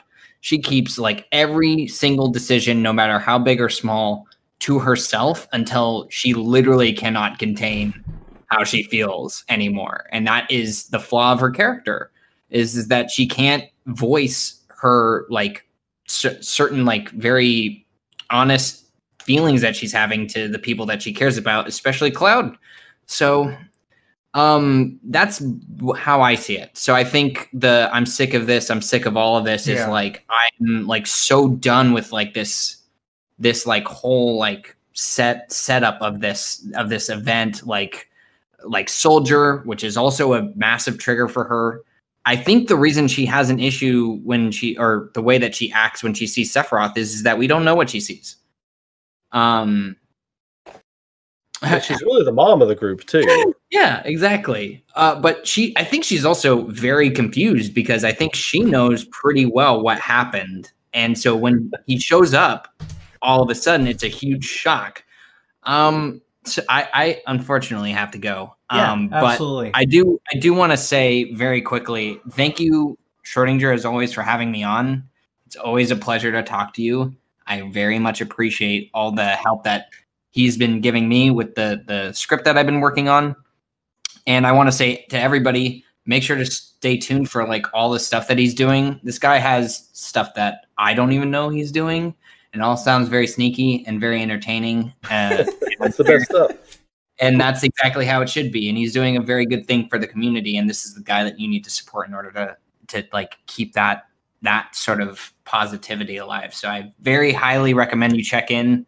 And then I also really like to thank Ray for being, or Eduardo for being, sorry, I get those two confused all the time. They sound the same. I really appreciate you taking, because I know that this is like kind of jumping in. I know that we both wanted to like talk to each other eventually. And I'm so glad that we did, because I truly think that like unironically, like we were right next to each other all along. We just, we just needed a second to see it. And I appreciate the opportunity to speak to you. The YouTube community can stop hemorrhaging from the eyes now. We have done it. Yeah, exactly. That's exactly right. We've done it, guys. We've done it. It's all over. We need it. Once we all talk yeah, to thank Max you for Dude. having me. I mean, this has been a blast, absolute blast. I love doing stuff like this, and you guys know story. You guys know what you're doing. I can tell you guys are good storytellers in your own right, and to combine that with the fandom and to make sense and paint a better picture of the road ahead of us on this, that's kind of what it takes, is that storyteller mentality and to see things in a different way. So that's why Sleepezi, your channel, does so good. Babyseal, that's why you're killing it, and that's why I've been able to attain the small amount of viewers I've got. So thank you all very much. I appreciate it. Same boat, and it's been a pleasure, an absolute pleasure. And chat, you've been a pleasure too. I know you guys popping off. You guys have popped off, and I'm sorry we missed a lot of your questions, but hey, we'll get to them. There's always next time. There's always next time. And save up your questions for the Pez chat tomorrow, or next week if you want, or the BioRoxys one, and then believe you me, Ray Coffman will be back. This is just too fun. So with that, I'm going to find somebody to raid. If any of you have any suggestions on who to raid. I think next time I come on, if Remake 2's out, I can come on and be like, okay, that was all wrong. We're starting over. What do y'all want to know? You'll be on before 2025. Oh, well, that's a good point. Anybody have a good channel for me to raid? Because I don't know how to end streams. That's the whole problem. Like I say goodbye forever, and it's just super awkward. So let's just, you know what? Let's raid my friend, Miss Ashrocks. Excuse me. Bye, everybody. I love all of you. You guys are incredible. And special thanks to Salanil for 50 subs. I kind of don't even know how to respond to that, other than that. That was awesome. I put 5 in, the 50 followed right. I was like, whoa, wait a minute. Yeah. Oh, and thank you for that, Ray. Just thank you for everything. Oh, Ray. no, it's my pleasure. It's my way of saying thank you for having me on. So yeah, you're always welcome, by the way. Appreciate it. Thank all of you all so much. This has been awesome. I'll be talking to all of you all soon. Babyseal, Sleepezi. What a killer community we have. What a killer community we have, man. So, right. Absolutely. Okay. Love you guys. Bye. Thank you, Ray. Thank you, Babyseal. Bye, everybody.